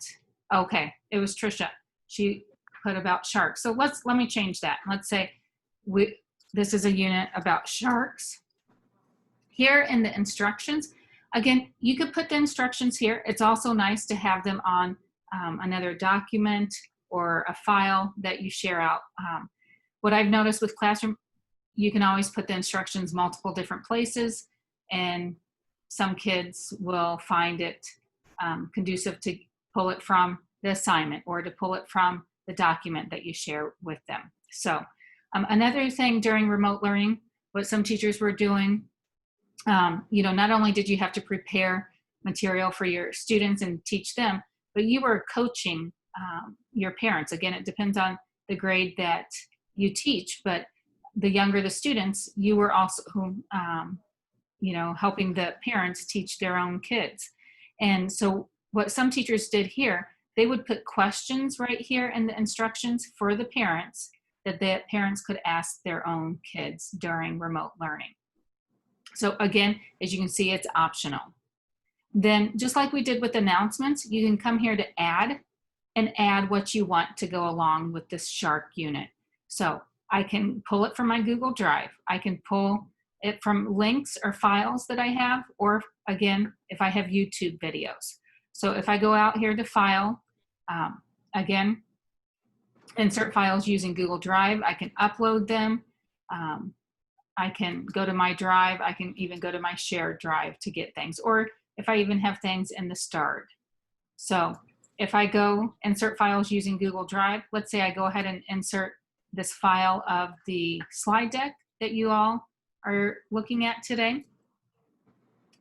Here it says the title that I named the slide deck, and it's Google Slides.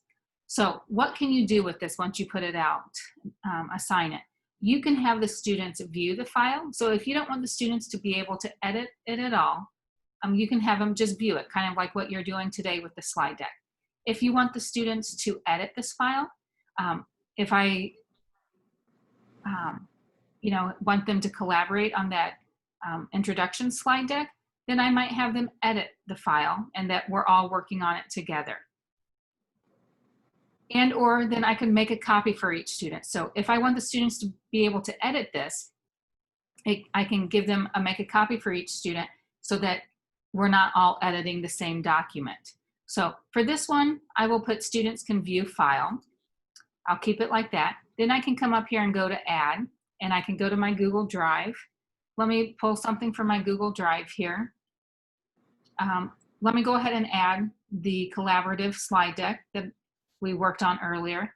And again, if you are pushing this out to the students that you want them to collaboratively work on together, then we would want to push it out as edit file. So we'll do that. And then let me go to YouTube, and let's say we have a YouTube video out there about sharks. I can type in sharks here.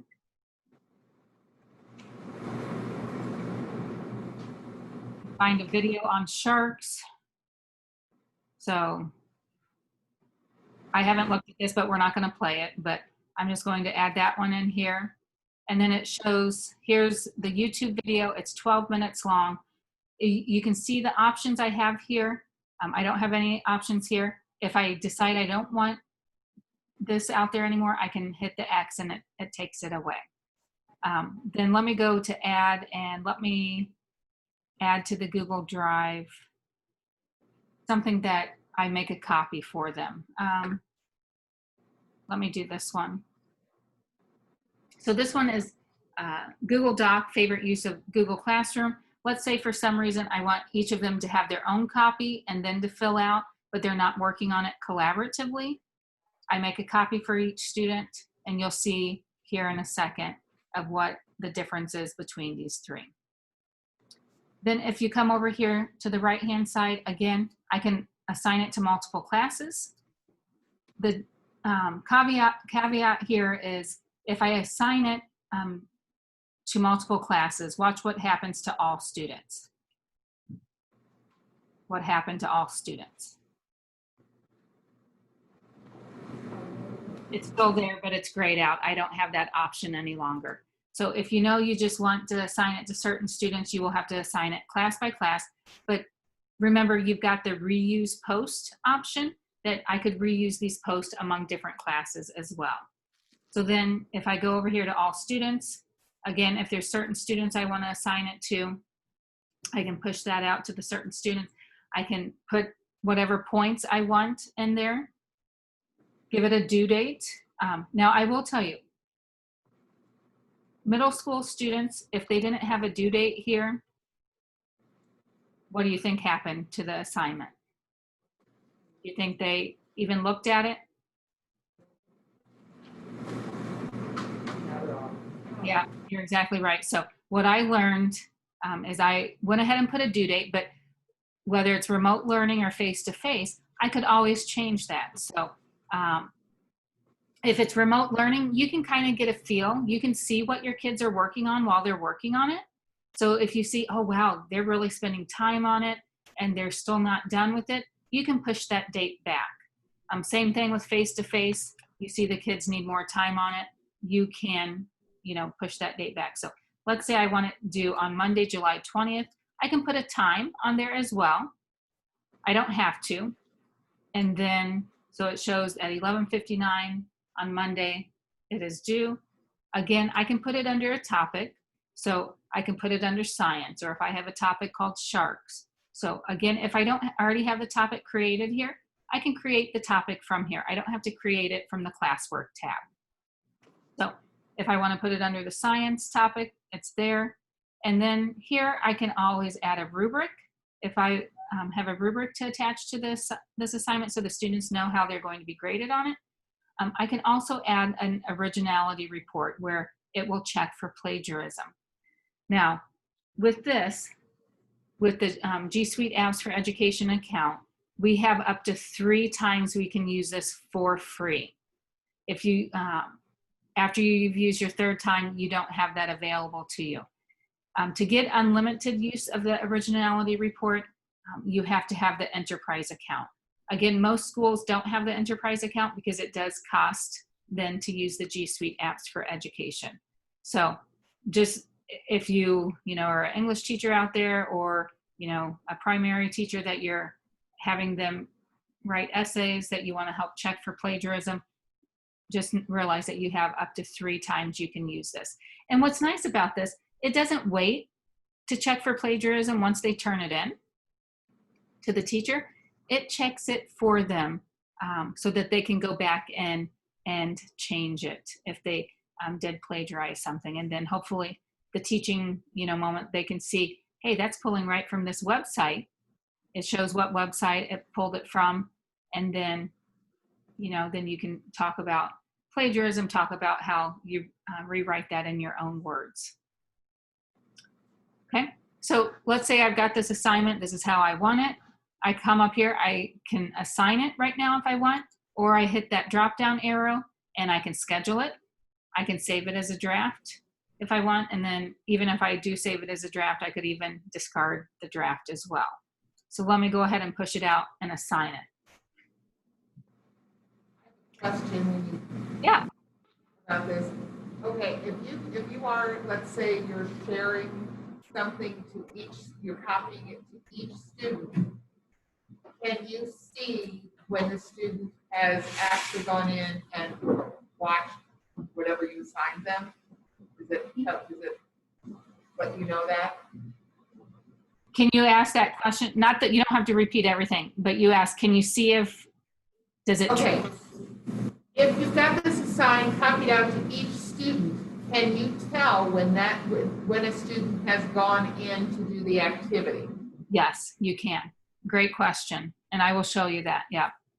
If I forget to show you, interrupt me again and I'll show you. So, Okay. yeah. So perfect lead in. So the student, let me go to the student side of it then. So here's Blake's. He can go to his stream and then let me reload or refresh the page. On his stream it says, oh, the teacher posted a new assignment called Shark. So he can go here to get it. Again, for me, this was the easiest in how my students and I saw the new assignments. They could go to the classwork page and know that, oh, go down to the science topic and see that here's the new assignment. So his stream was a condensed notification, but watch when he clicks on it, similar. Whether I click on it from classwork or stream, it's still similar. You know, you can get to the same screen here. So right here, this one I think was view, one was edit. So this one was view. Do you see how it says view only? So he can't make changes to it at all. If he clicks on this one, what do you notice differently about this one than the one I just opened?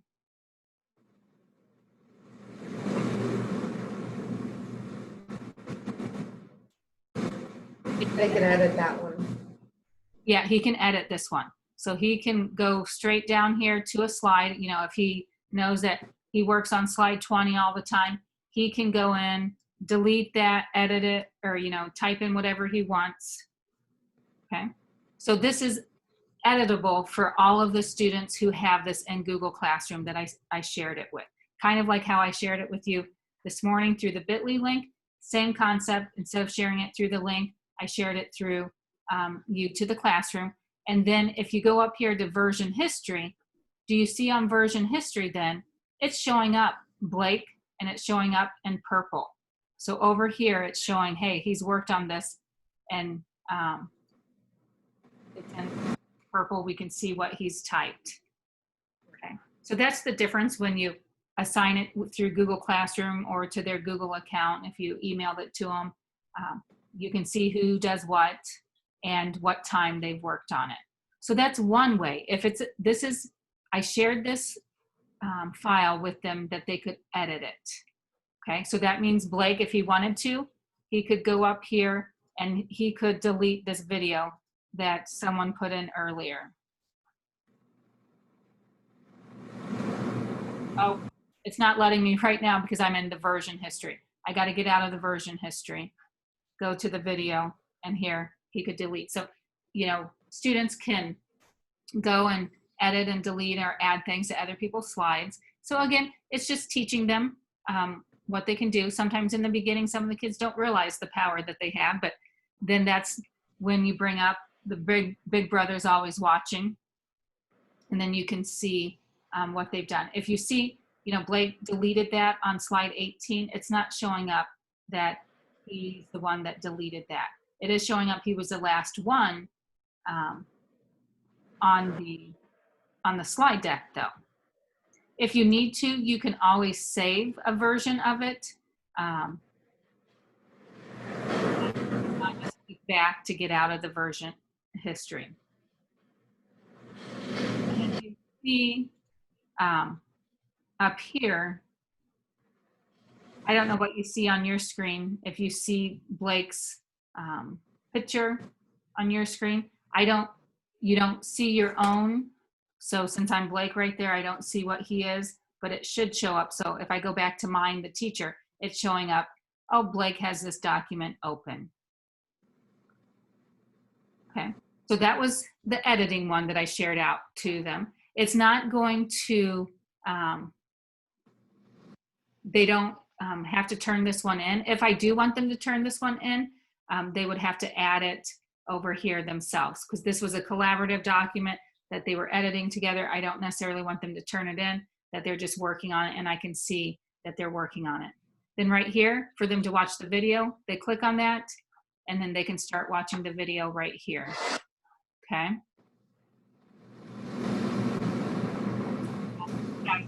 Now, if you come over here and you see, it shows it's worth 10 points when it's due, the date and the time. He could put a class comment here if you'd like.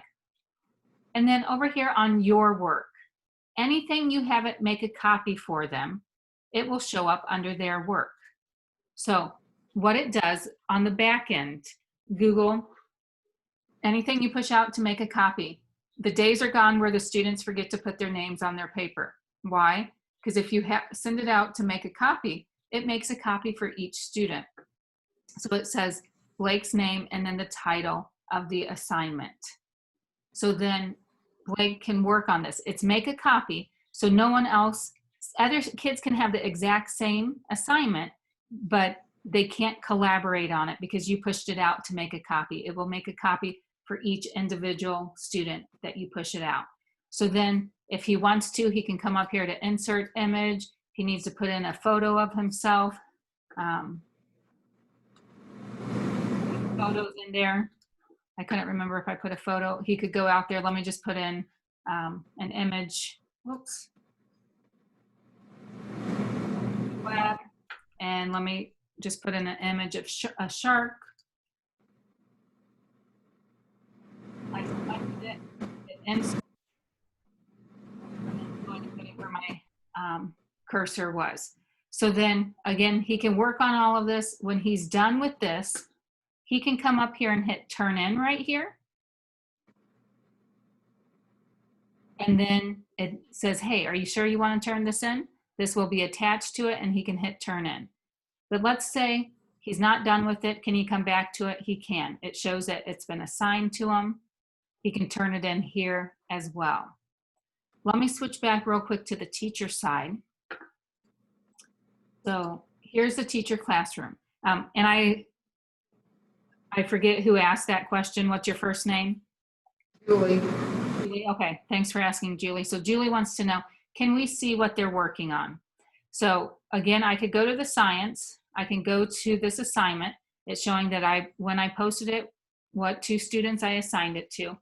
I can click on it. It said 0's turned in, but 2's assigned.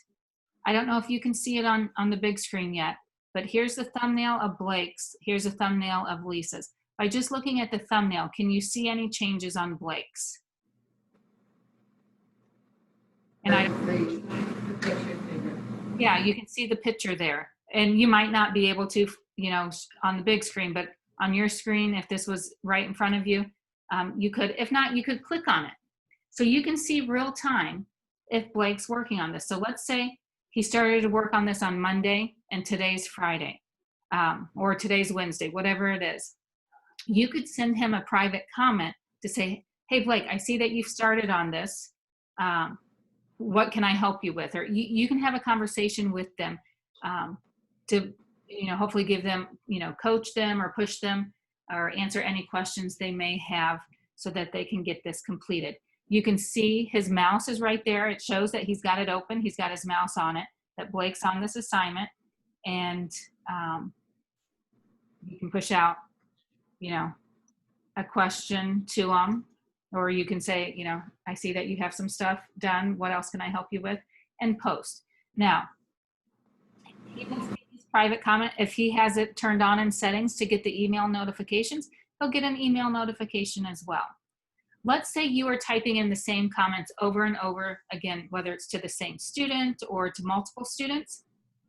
If you come up here, you've got two different icons here. Here's the grading one. This is where you can, see the history of it. You can also, put your grade there. Let's say you put 10 points and you really meant 20 points. You can change the total points midstream, even if it's been assigned to the students. Here's the comment, but let's say I'm typing the comment over and over again on different students' work. I can go to this other icon here called the comment bank. And at the comment bank, I can add the comments here. So let's say here's a comment that I've been putting on students' work. I like your work. I can come over here to the 3 dots and copy it to clipboard. And then I can go back to the grading and put and post it to that student's comments there. The student only sees this comment. No other students see these private comments. So here's yet another way to have a discussion with your students. So again, this is a lot to take in. You're going to have some time here to play around with it. So don't panic. Hopefully you're still breathing out there. But here, the grading icon, I can also see the history here. This is where I can see if he's turned it in, unsubmitted it, resubmitted it. I can see the time that he's done this. And then the comment bank, if I want to add a certain comment here, just add to bank and put down the comment, whatever I want here, and then it adds it to the bank over here. So then let me switch back to Blake's classroom here. So automatically it's pushed out to Blake right here. He's got 2 private comments. I don't know if I go to Blake's email, if I have the settings turned on for him to get email notifications, but if not, I can update it. Yep, right here. So it shows that the teacher added a private comment on sharks. It also showed when the new assignment sharks was posted as well. So again, if the students have a lot of different teachers posting to Google Classroom, they could get a lot of emails. That's why it's up to each person how they want their email notifications about turning it on or off.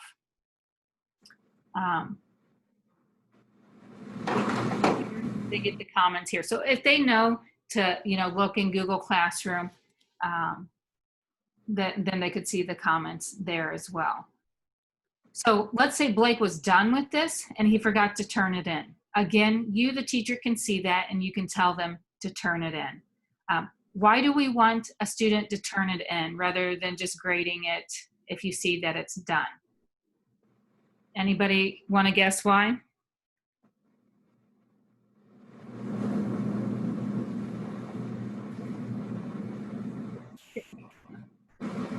If you turn it in, the students can't edit it anymore. So I don't know about you, but I know in the classroom I would have students before the day of using Google Classroom.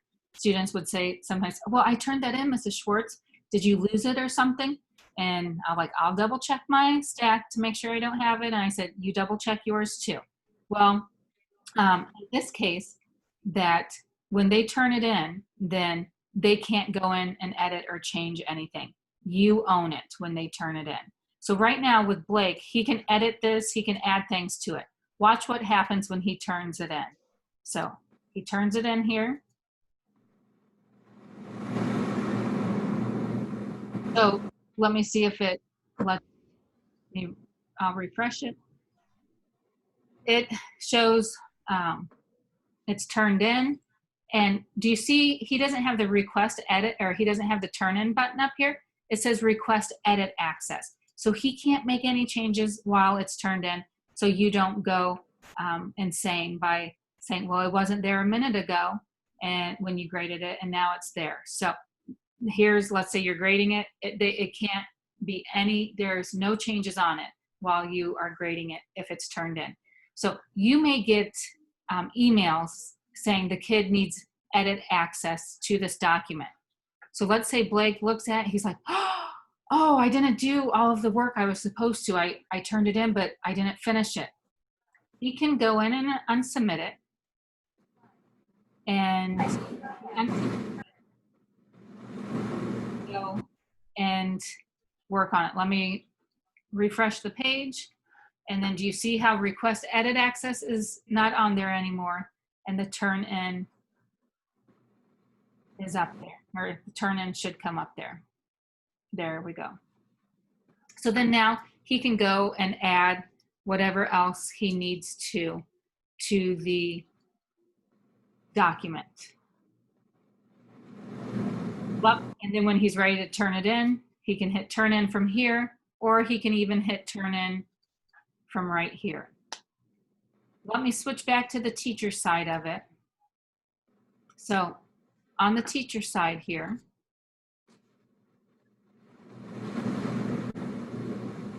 if you look at C history, here's where you can see where it was assigned. He turned it in at 12:31. He unsubmitted it at 12:32. So if you're wanting to see, if they've turned things in and submitted it under the C history, that's where you can see that. And this is in the grading portion of it. So I'm in my Google Classroom. How did I get to this screen right there? I just clicked on the assignment. If you look over here, this shows who it's been assigned to, and you can sort it by, it'll separate out who's turned in and who's been assigned and they haven't turned it in yet. You can sort it by first or last name as well. So if I go back to Blake and turn it in, then I can show you what it looks like here on the status bar. And then right here,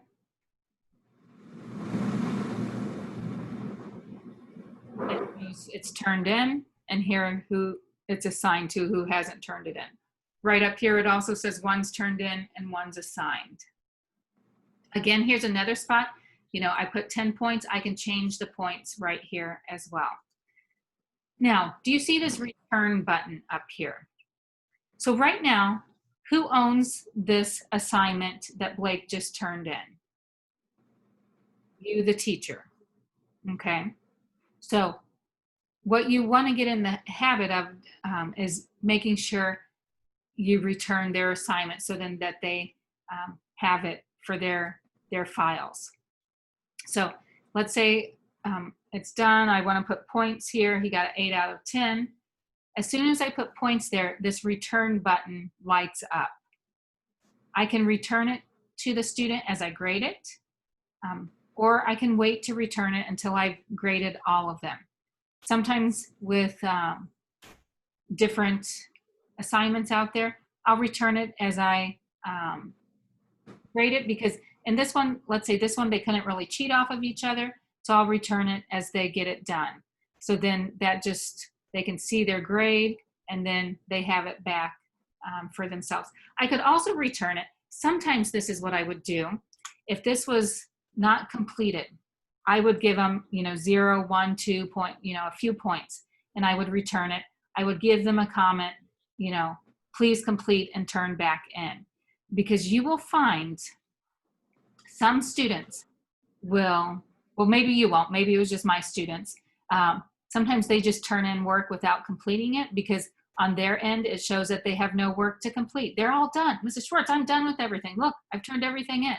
Well, again, I had some students who figured it out that they can just hit the turn in button without doing the work.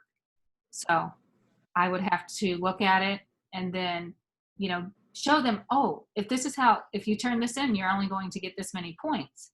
And I usually try to err on the very low side to hopefully then give them a boost to want to complete it so they got more points. But some students like to show that they had everything turned in by hitting the turn in button without completing it, because then when their parents got the email summary, it showed that their child had no missing work. So there are some tricks out there that you'll learn again as you're going through this. So again, this was, seeing the students right here. I can see the work. I've got Blake's listed here. He's got 1 point. When I returned it to him, shows it's graded. It's returned to him.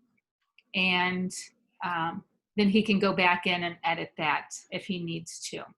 If he wrote any comments to me, it would show up right here as well. I could write a comment back here as well.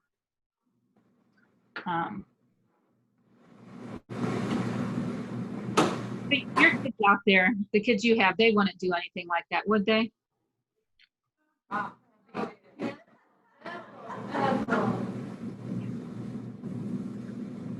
right, so I went back here to my Google homepage. It takes me to the stream. If I go back to classwork, again, I went to science where I assigned it, and here I can see how many's turned in, assigned, and now it's showing 1 graded. So I can click on this here to go into it to bring me to this page. And it says right here, assigned and graded, shows me right here as well. So then if I go back to Blake, here, he's got a grade there. He's got editing access to it, and he can resubmit it if he wants. So if he has it graded and he needs to go back in and change things, it will show, instead of turn in, it will show resubmit. So let's say he goes and works on this and go ahead and adds more information here. Again, turn in, looks very similar to how he did it before, saying, hey, do you want to turn this in? Turn in.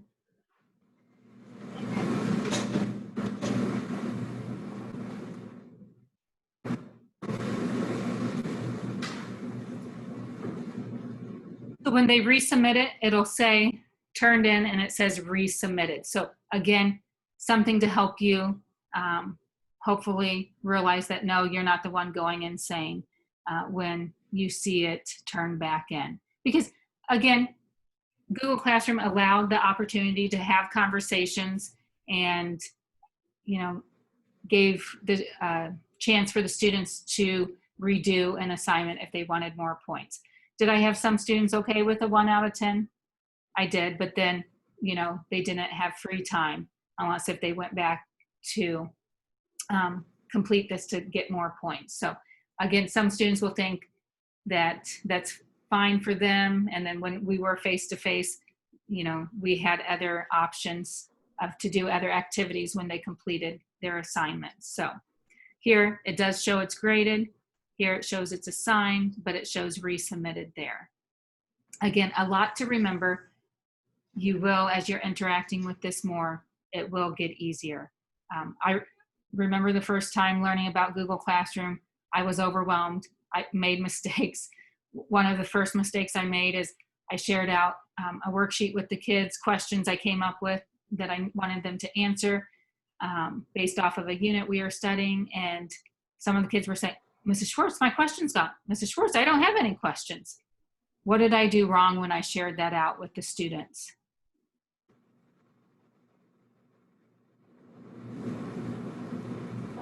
I gave them editing rights to it. So students were deleting the questions without knowing that they were deleting questions on everybody's assignment. And back then, Google Classroom looked a little bit different. It wasn't as easy to, as it is now. So just over time, Google will be making changes with any of these apps out there, but hopefully for the better, to make your life easier. So what are your questions here about assignments?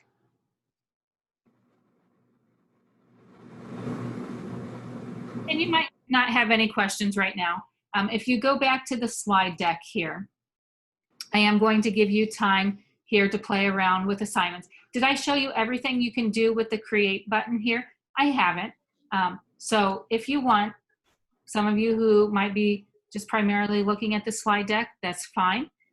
Here on slide 30, I've got a challenge here for you to work on. Do you have to do exactly what I say? You don't. This was just my way of giving you practice. Sometimes it's nice that you can follow some directions and learn about something. But again, you don't have to do exactly what I've got right here.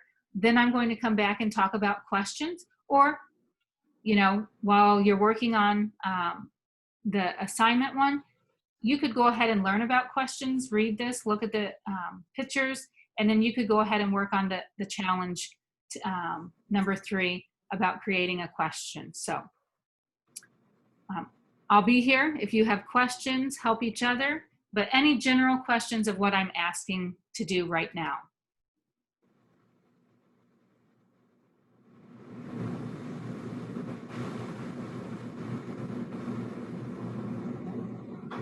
Can I ask a question about making a quiz?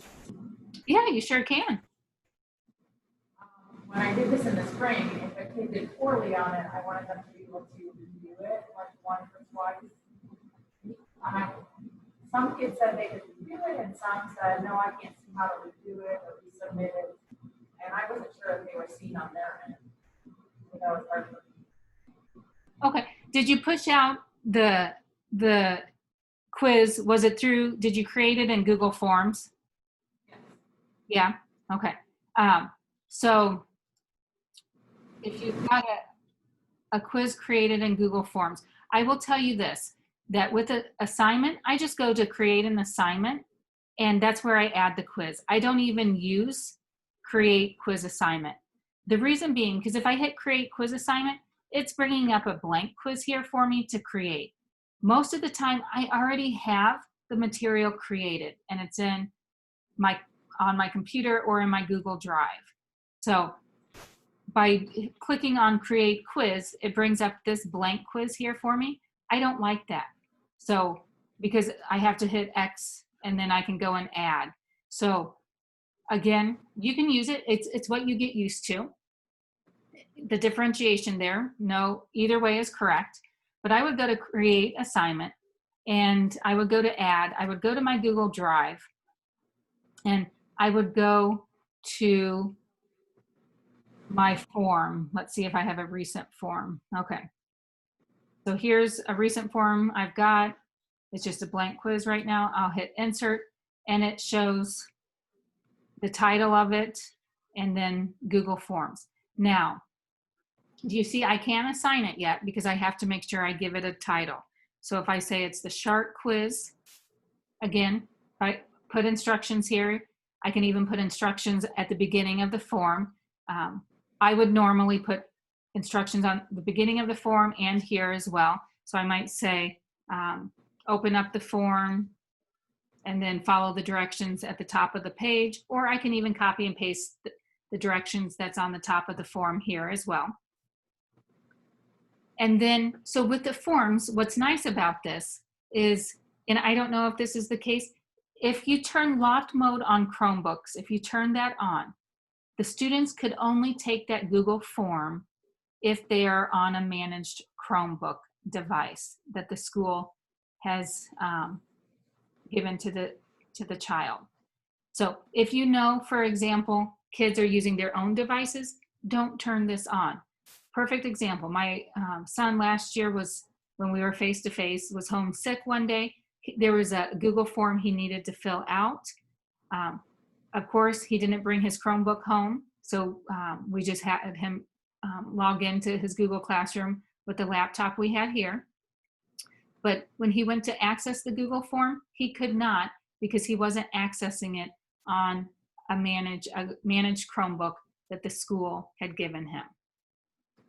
So what's nice about the locked mode, if kids are accessing the Google form from that, is that they can't go to any other tabs while they're on that Google form. Now, during remote learning, could they have another device there? They could, but during face-to-face instruction, they were taking the Google form. It's just like if you have to administer the MAP test or other tests your district has to administer for the students, they can't open up other tabs to Google, the questions to help get their answers. So do you think, I don't know who asked that question. Carolyn. My name's Carolyn. Okay, Carolyn, thank you. So Carolyn, was that the question you were asking? No, it wasn't about that. I think in the quiz itself, I wanted them to be able to like submit it more than once. Oh, okay. redo the quiz. All right.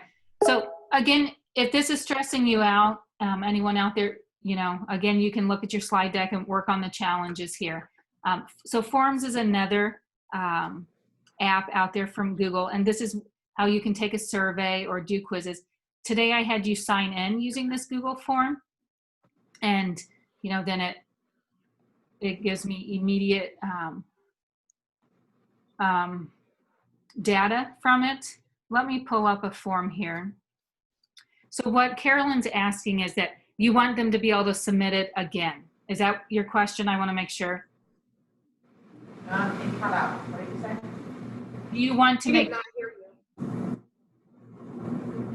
you can't hear me? It cut out the first time, I'm sorry. Okay, no, I appreciate you letting me know. So on this, you want them to be able to submit this more than once. If they get a bad grade, yes, I would like them to go back and redo it. Okay, so if that's the case, so here's a Google form I have here. Again, go up here to the gear. With the gear, that's where my settings are. So I think what Carolyn's asking is, she wants them to be able to go back in and redo the quiz. So you can, so it sounds like you had your form set up to limit to one response. Just uncheck that, so then they can take that multiple times. Now you might say, well, it's a quiz. I don't want them to take it over and over again. Well, it timestamps it. So even if I put it, uncheck it so that they can take this multiple times, if I go to my responses here and turn it into a spreadsheet, and this is like the spreadsheet I was showing you how you guys were answering about your comfort level with the Google tools, it timestamps it for me here. So it tells me the time and day that they took it. So if I want to, I would just take the very first one of how they answered on the quiz. But here under settings, you have control over. So what about that edit after submit button? What? Okay, so then same thing, they could edit it, go back and edit it after they submitted it. So today, just like with your sign in, if you wanted to go back in and change an answer of your comfort level with the Google apps, you could click on a link, or you could click back on it and go back in and edit what you put down for your answers. So What yeah, that looks like from the student side? Because that was the confusion, is they told me they couldn't do that, and I had clicked that edit after submit, because it was just an assignment, it wasn't a quiz, but I had it as a, it auto grade for me. oh, you cut out there, Carolyn. They're very confused about how to be able to go back and redo the assignment, and I couldn't explain it because I didn't know what it was like. Okay, so then what you could do while you're, creating the Google form, if you come up here to the eye, that's a preview, you can see what it's going to look like. So right here, I personally already responded to this. So since I had it limit to one response, I can't take it again. So then what I need to do, go over here to settings, turn that back on, or I check that off. So then when I go to preview, I can see, let me,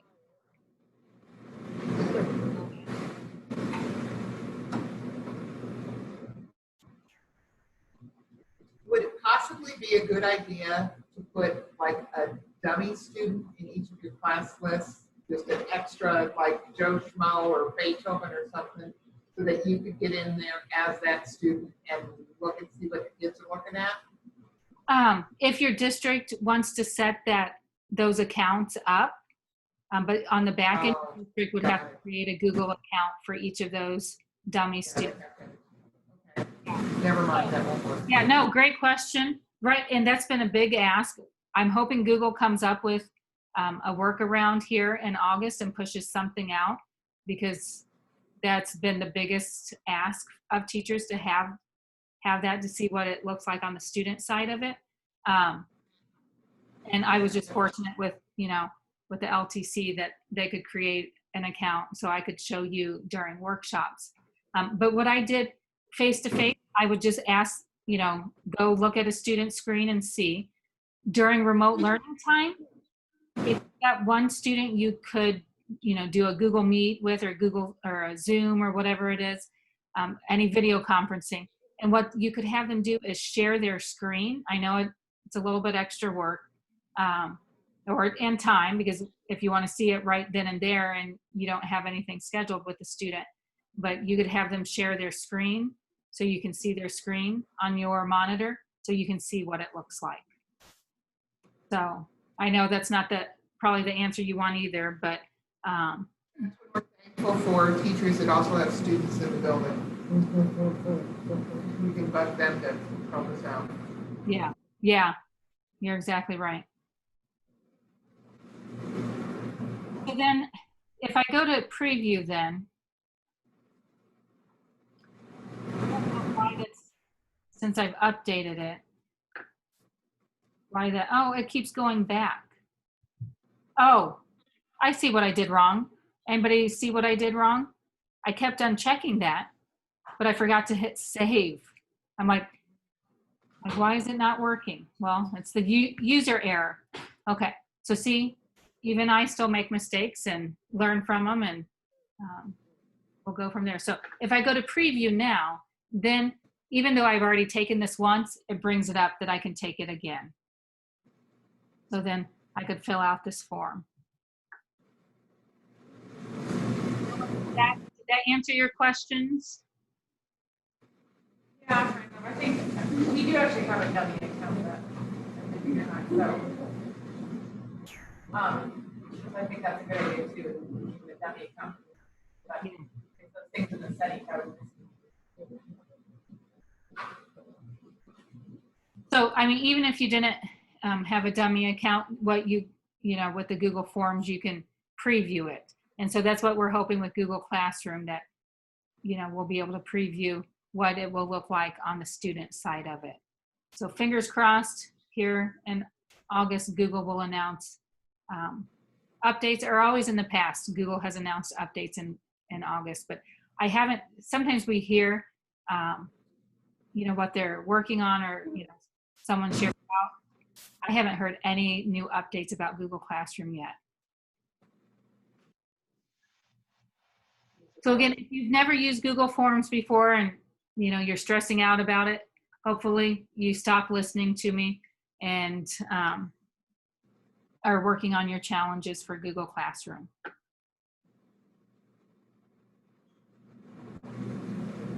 How are those challenges coming if you started working on the challenges? Easy to do.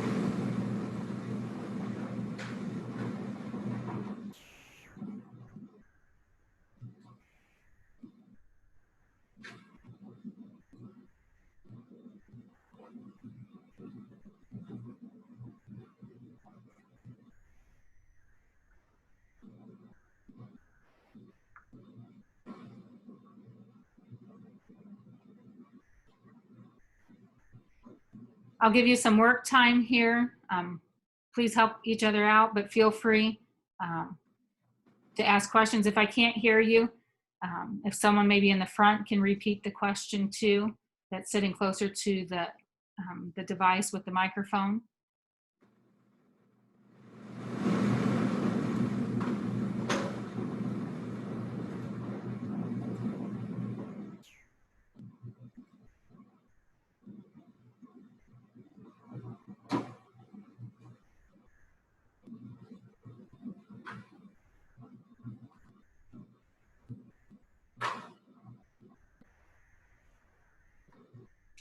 All right.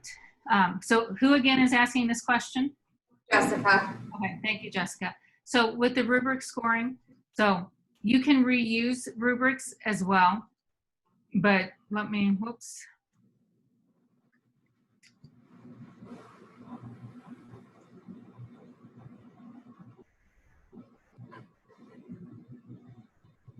So if I wanted to add a rubric to this assignment here, I could go and hit edit, and I can add a rubric. I can create one. If I already have one created, I can hit reuse, and I can reuse one from a different assignment that I've shared out.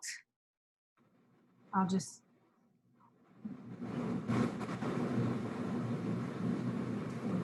And what the rubric, whether I'm creating it or reusing it, even if I reuse one and I want to edit it, I could still go back and edit it.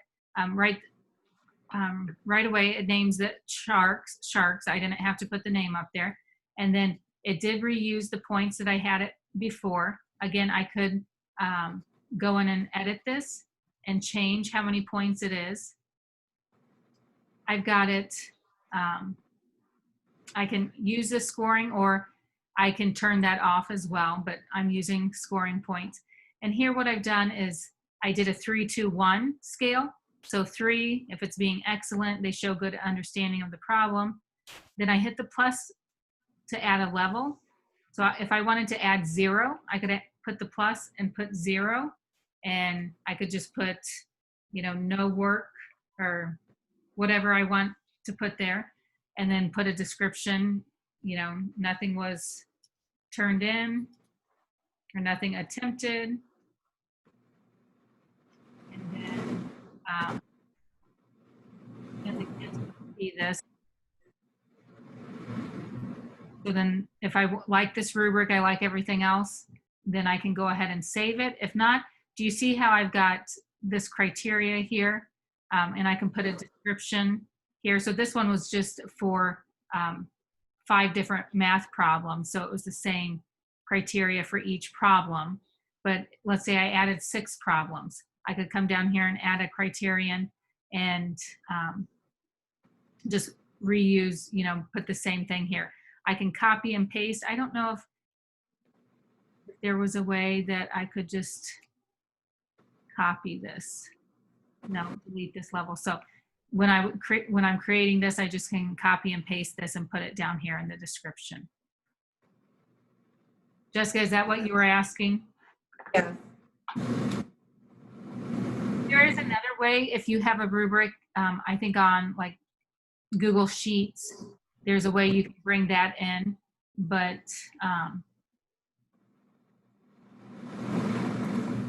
this is the way that I use most often. So here it won't let me save it because it wants me to add a criteria here. So if I don't want that anymore, I just need to delete it. Oh, okay.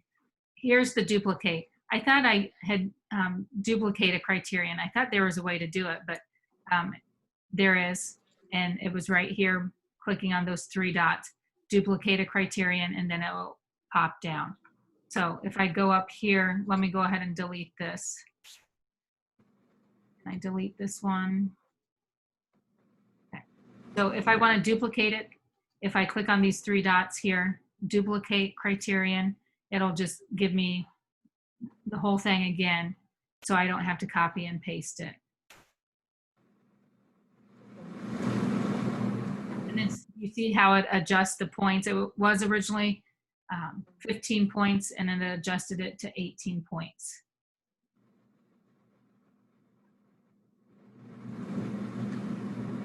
And if I save it, then the kids have access to this too. I'll switch it to Blake's view.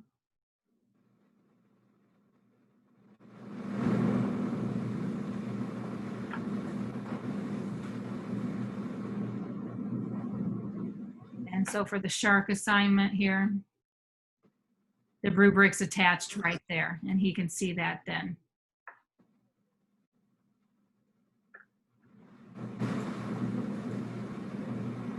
Great question, Jessica.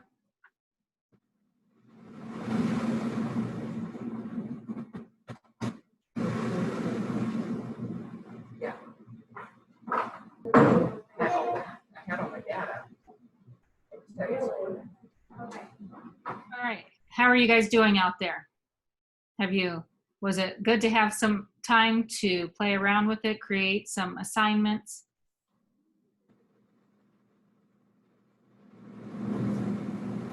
Any questions from creating the assignment, creating a question? And if you didn't get around to everything, that's fine. I didn't even talk about the questions. But I did see here on slide 33, I have another collaborative document here. And if you click on that link and then either double click or click once, and then underneath it, you've got the link here. I've got this document here. that you can fill out, talk about your favorite use of Google Classroom. And so Carolyn and Julie, thank you. They went ahead and filled that out. And don't panic if you didn't get to it. But again, do you see, even though I didn't talk about questions, was this a good way for some of you? You know, you can see that the teacher doesn't always have to talk about everything, that, you know, put some things out there for the kids to try, and then open it up. If they have questions, they can, whether you're on a video conference with you or put it in chat, the questions they may have, and either you or other students could help answer those questions.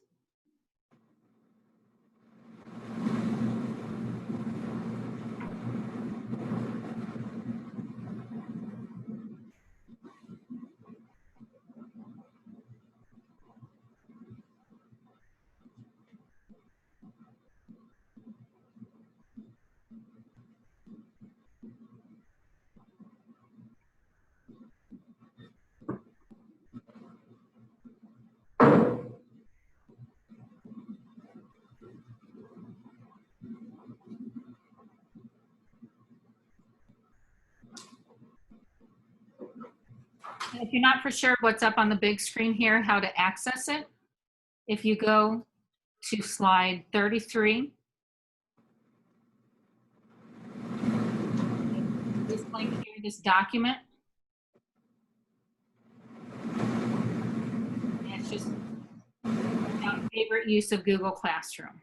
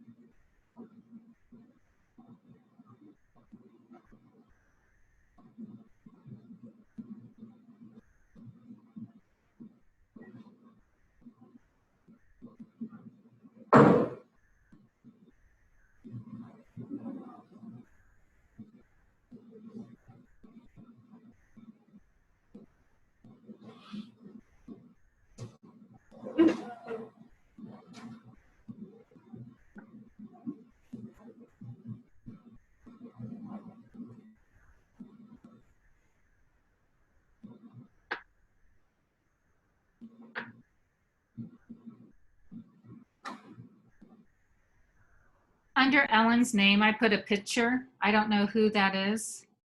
If you want, you can move that if that's yours, or we could delete it as well.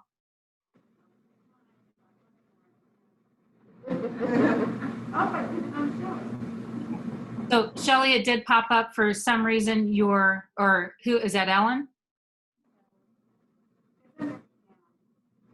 That picture, it for some reason, maybe you had your mouse up here to the right, to the left of favorite, and the picture ended up at the top of the page. So no biggie.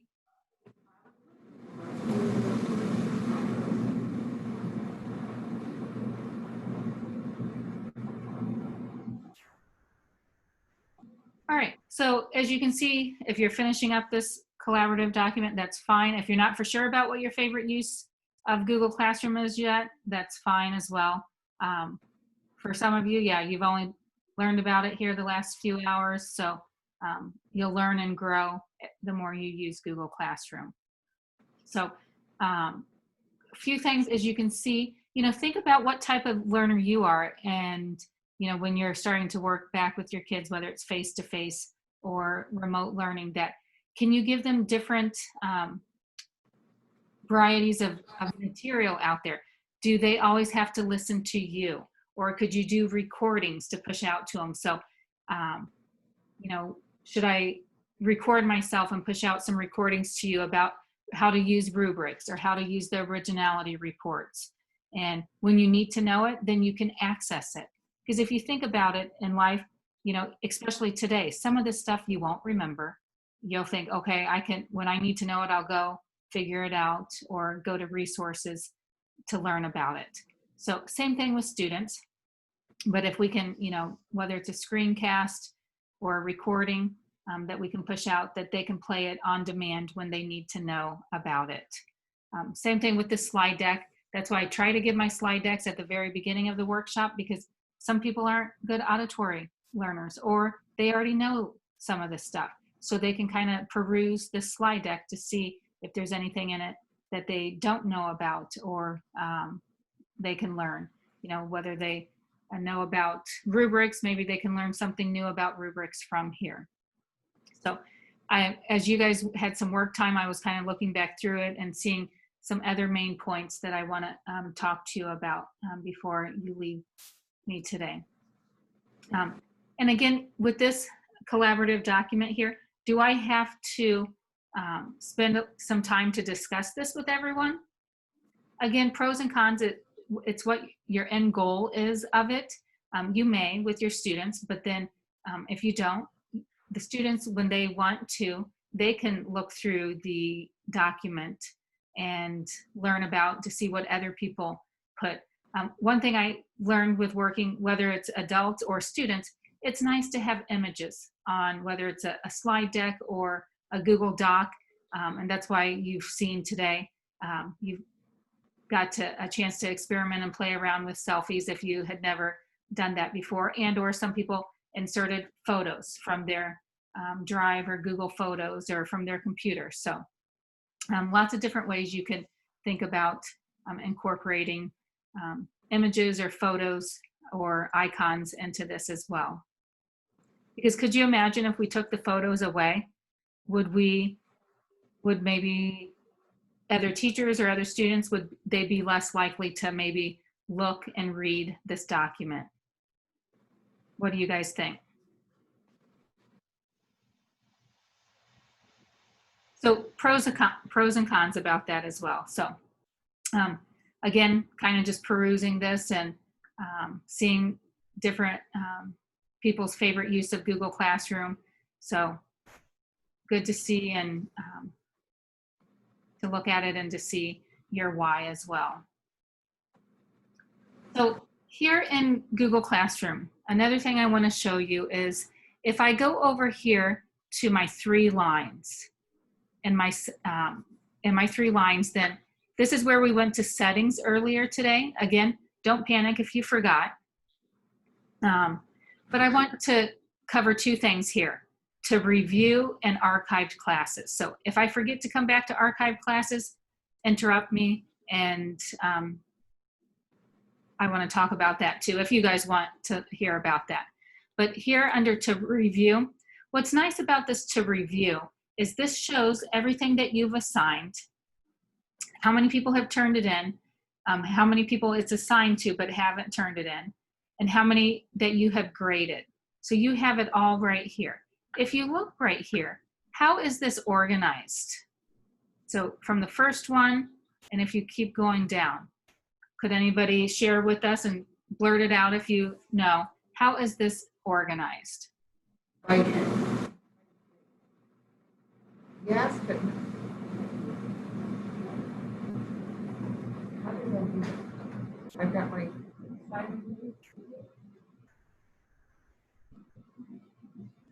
because I did 2, and the one on the 24th is ahead of the one on the 20th. Yeah. So I didn't take, but I did the one with the 24th last. So it's in order of, as you add them, they end up at the top. Not necessarily. And if you look here, it's alphabetized starting right here. And it doesn't go in order by date. But then also here I put a number. So numbers come before letters. And then this number symbol comes before even numbers. So I want to talk to you about your assignments. What I have some, let me go back to my classwork page. So it's in order by, it has the number symbol, then numbers, and then alphabetically. So I didn't have this one on there because nothing was turned in yet. If I look here, I want to talk about these numbers. So the purpose, what some people, they organize their classwork by putting numbers here. Why don't you just start with the number 1, 2, 3, 4? Well, another way you can search work on your classwork tab is holding down the Control F key. What that does, that allows you to find on the page. So if I just put in the number 1 and I wanted to find my first assignment, look what happens when it finds the number 1. It highlights anything that has the 1 in it. So what if I do the number 2? My second assignment, again, it highlights everything that has the number 2 in it. So the purpose of, if you want to start numbering your assignments, I would suggest numbering it either 2 numbers out or 3 numbers out and put the number symbol there, and it will organize it by numbers. So the first assignment you assign, the second assignment, the third assignment. Again, some people like this, some people don't, but here then if I search for my first assignment, it will only look for this exactly how I have it. So I don't have any other dates like that. I don't have any other numbers like that. Same thing if I put a 2. Here it finds the second assignment. So again, this is just another strategy of trying to organize your classwork tab by assigning a number to it. So my third assignment, I would do the number symbol and then 003. So again, some people like that, some people don't. What's nice about Google Classroom is you make it your own, how it works and sets up for your brain. Hopefully over, the course of months or years, you change your process, you learn, you grow, you reflect. I know for some teachers, some students, they love the numbering system. Some people don't. Again, if you do the numbering system, teach the strategy to the kids, teach that strategy to the parents as well, and explain the reasoning behind it. Whereas why you don't just use the number 1 or the number 2, you do the pound symbol or the number symbol here, and then 001. Could you do 01 or 02? Yeah, you could. But you have that. So any strong opinionated people out there about the number system? Any pros or cons that you can think of?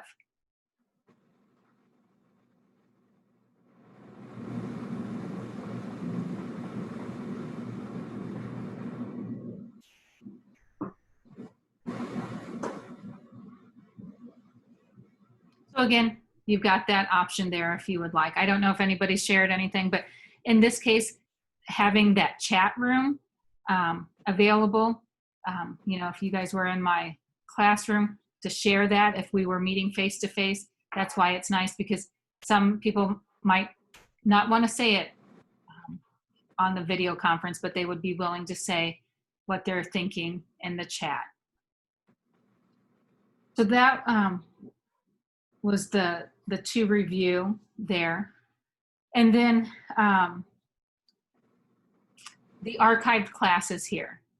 So with the archived classes, so let's say it's the end, it's the end of the year so if you use Google Classroom during remote learning, or you used it last year in your class, you don't want to delete it, but you want to get it off of your main homepage of Google Classroom, you can archive it.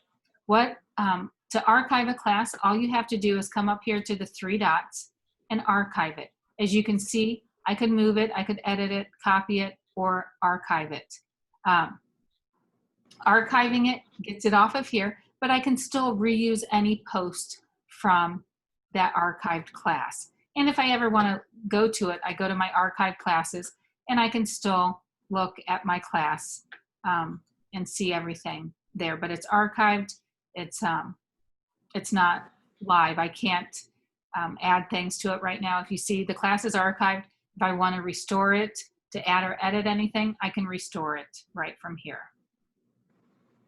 So if you archive a class, can you, like, okay, let's say I archive Mrs. Webster's 3rd grade music class from this past year.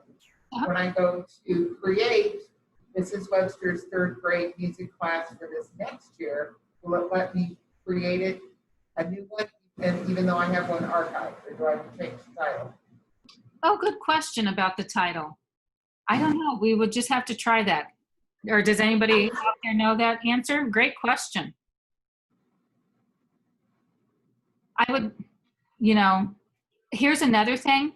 After using Google Classroom a lot, you might want to start putting the year that's on the title. That's what my brain went there. You might have to add the school year onto the title.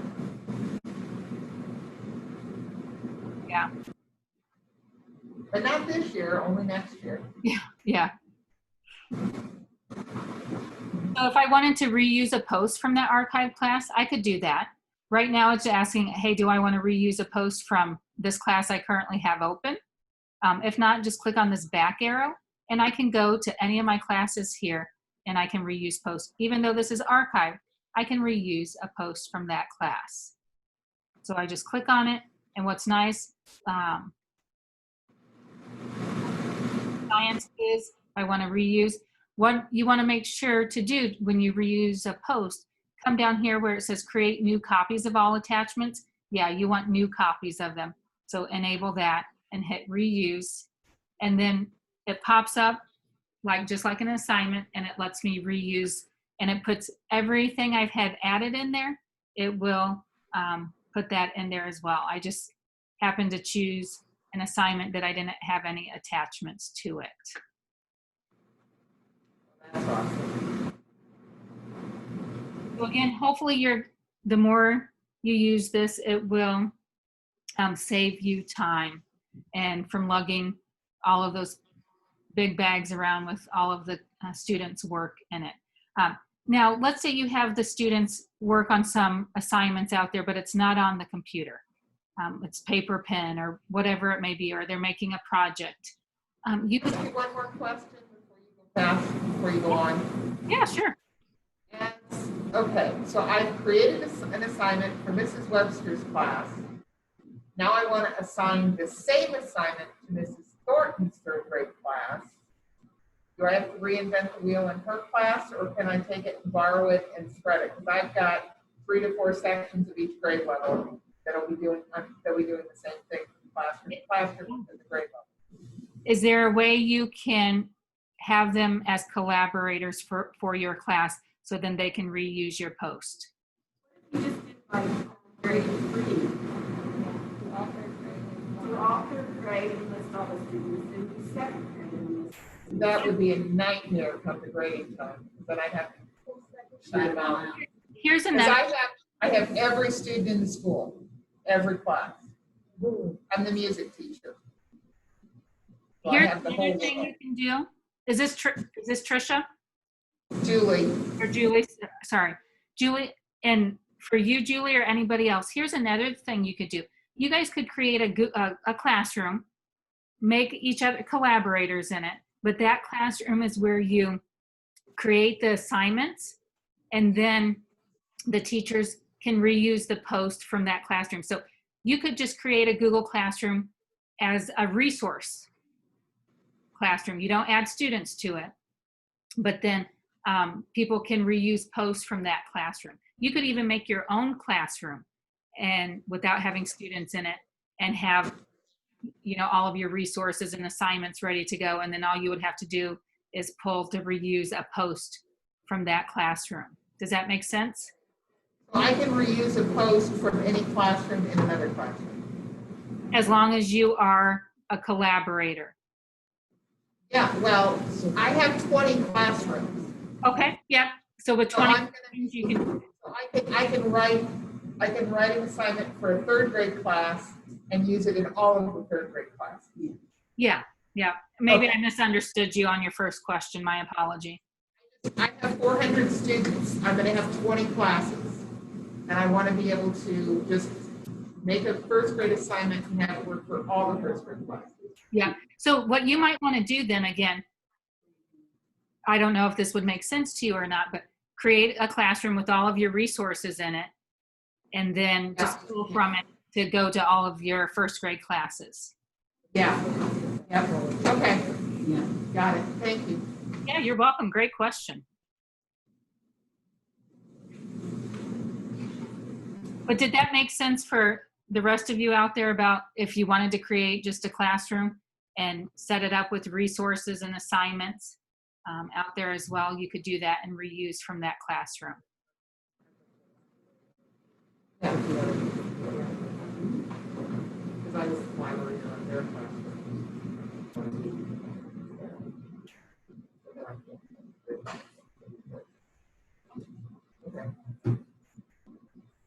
I'm just trying to think what I was starting to show you. I forgot. If anybody remembers, let me know. If not, I'll move on to a few other notes I took that I want to cover. So I showed you Google Calendar. I do want to, oh, go ahead. Were you just heading into Google Calendar when I interrupted you? Yes. Yes. We need to start at Google Calendar. That's where we were. Okay, thank you. With Google Calendar here, this again ties on the back end to Calendar, and it puts down what assignments are due. If you or the student has multiple classes, they can turn them on or off over here. So they can see what's due. If they have a lot of things due on the 23rd, they'll maybe want to show all the teachers, like, why did you guys all decide to have a quiz on July 23rd? Look, I've got 4 quizzes on the 23rd, or all of my assignments, or everything's due on the 23rd. So they could just turn on all of their classes and see it would all be listed there. They can turn them off if it gets to be too much, if they only want to see one class at a time. And then the calendar, again, that is created on the back end. Hello? You lost me. Oh, you lost me? There you go. Now you're back. Okay. Oh, it's coming up saying my internet connection's unstable. I don't know, sometime, usually in the afternoon around this time, it does that. We'll try, keep going, but if it's too bad, let me know. So on the back end, Google creates a Google Calendar and then a class drive folder. So in your Google Drive is like a file cabinet. And here's where all of everything is. I will tell you, I usually don't go to my Google Drive to get the material from this classroom. But all of the assignments I created, it creates a folder. And within that folder, it will put all of the students' work. So here in the geography assignment, here's all of the students' work. Here's Lisa's work, Blake's work. Here's all of the attachments that they have attached to that assignment. Again, it's just another way you can go look at it if you want. I just tend to look at everything within Google Classroom here. But if you look here, so this class is called Google 101. If you look at my drive, that class folder was called Differentiation Workshop. So if you do change the name of your class, it does not change the name of your folder. So I originally named this classroom Differentiation Workshop. When I renamed it to Google 101, it did not change my folder's name. Can I change my folder's name? I can. I can right click on the differentiation workshop and I can rename it. It's just an extra step you have to do that Google can't do on the back end. So that's just an FYI. Do you have to remember that? No. Just know that if you do change the names, you can, but it doesn't, in the Google Drive, it doesn't update it. You'll have to go physically go do that. So here's all of the folders. Again, it's shareable because it goes, you know, Blake, Lisa, all of the students you have, all of their work goes, when they turn it in, then on the back end, it goes into that folder there for you. So that's the class drive folder. Another thing here, let me switch over to Blake, the student. So here in Blake's Google Classroom, if I go to this assignment right here. So here I shared some information out to them. And if there was nothing that they had to turn in into Google Classroom, it will come up marked as done. So if they didn't have to turn anything in, if you want them so it doesn't show up as missing, they need to mark as done. If there is something that they want to turn in, or you need them to turn in, they can come up here to add or create. So if you didn't have them, if you didn't, when you assigned an assignment, you didn't push anything out for them to make a copy of, they could come up here to add or create. Let's say you're giving them choice, and whether it's a choice board or just choices within here, and they realize, oh, they want to create something in Google Drawings for this assignment. They could come right here, click on add or create. If they're creating it for the first time, they can go down to create and create new. Here's the 4 different apps that work within Google Classroom that they could create new from. If they created something outside of the Google Classroom, again, they could add it from their Google Drive or a file or a link and pull it in, select it and hit add, and they can add it that way. It wouldn't let me attach a file, that file that I chose, because I didn't own it. So again, if that's a problem at any time, the student has to make sure that they own the file, that it's theirs. So this file I think Blake owns, click add, it should let me, oh, he doesn't own it. Does anybody know why he doesn't own that file? He's turned it in to the teacher, so the teacher owns it. When will Blake own it? When the teacher returns it.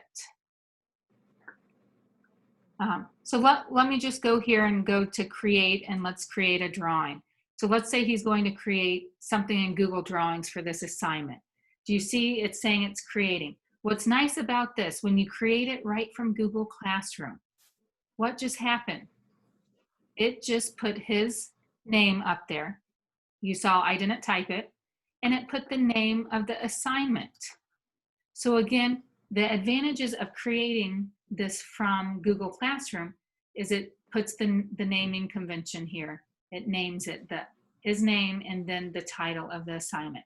He could have went outside, created a new tab. He could have went outside Google Classroom, created a new tab, went into drawings and created the drawings. But do you see the difference here?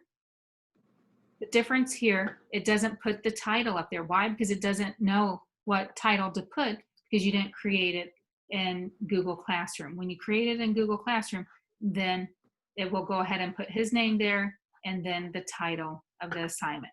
And then again, he could work on it. He could put in, you know, whatever the directions. He could put in, do whatever he needed to do. And then when he's done, he could turn it in. But before he, you know, let's say he's working on it, again, don't forget, you as the teacher then can go to the assignment and look at the one assigned, and you can kind of see, get a thumbnail view of what he's working on. That thumbnail view wasn't coming up, so let's see if it comes up. So it still shows missing because he hasn't turned it in, but it's showing that he's working on it. It's got it, his name here, that means he's got it open, he's got his cursor there.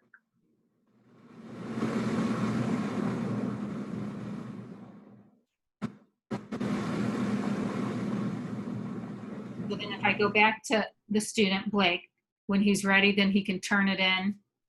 And then it says he turns it in. And then don't forget, they lose editing access once they turn it in. And if they want to go back and edit it, they'll have to either unsubmit it or you return it to them because it shows up view only.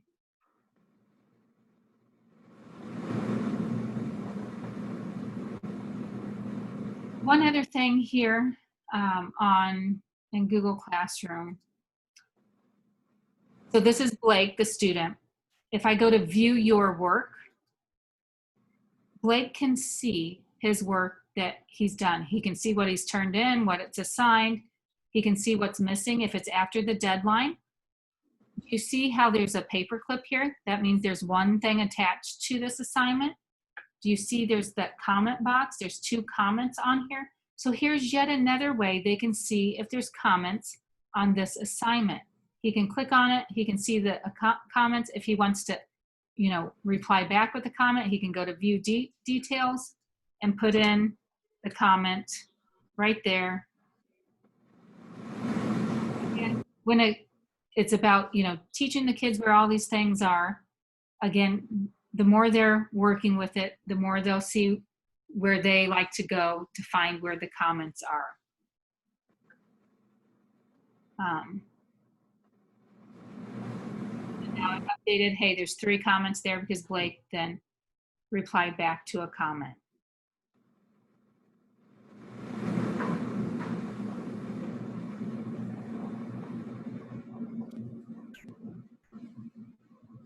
Okay, this was a lot of information today. If you look back at the slide deck, you can see I didn't talk about every single slide. Even if I did, would you have remembered everything? Maybe some of you would have.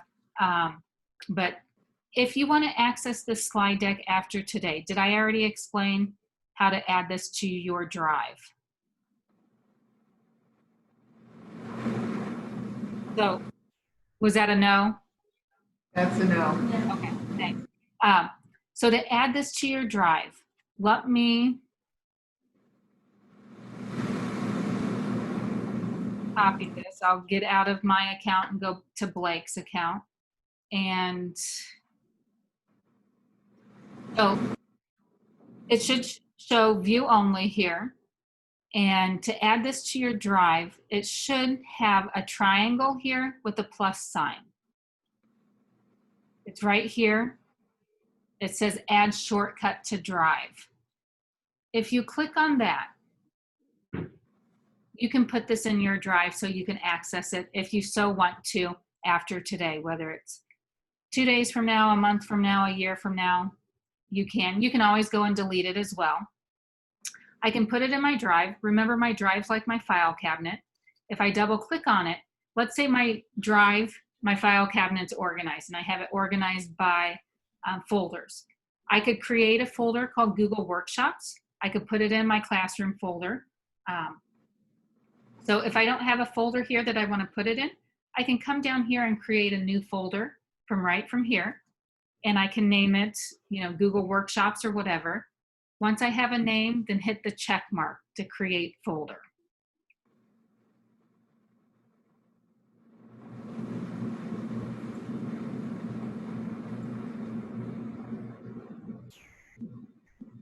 And then once I've created the folder, I can add the shortcut here. So again, I want to find the triangle with the plus sign. That lets me add this shortcut to my drive. I can put it in my drive if I want, or I can go ahead and put it in a folder I have or create a new folder and then just add the shortcut there.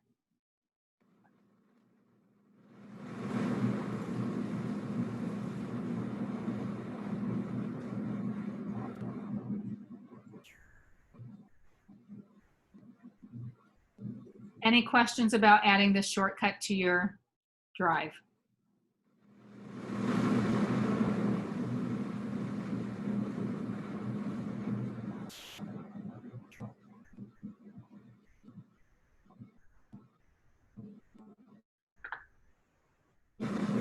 I do have about, I think there's 3 questions here on an evaluation here on slide 2.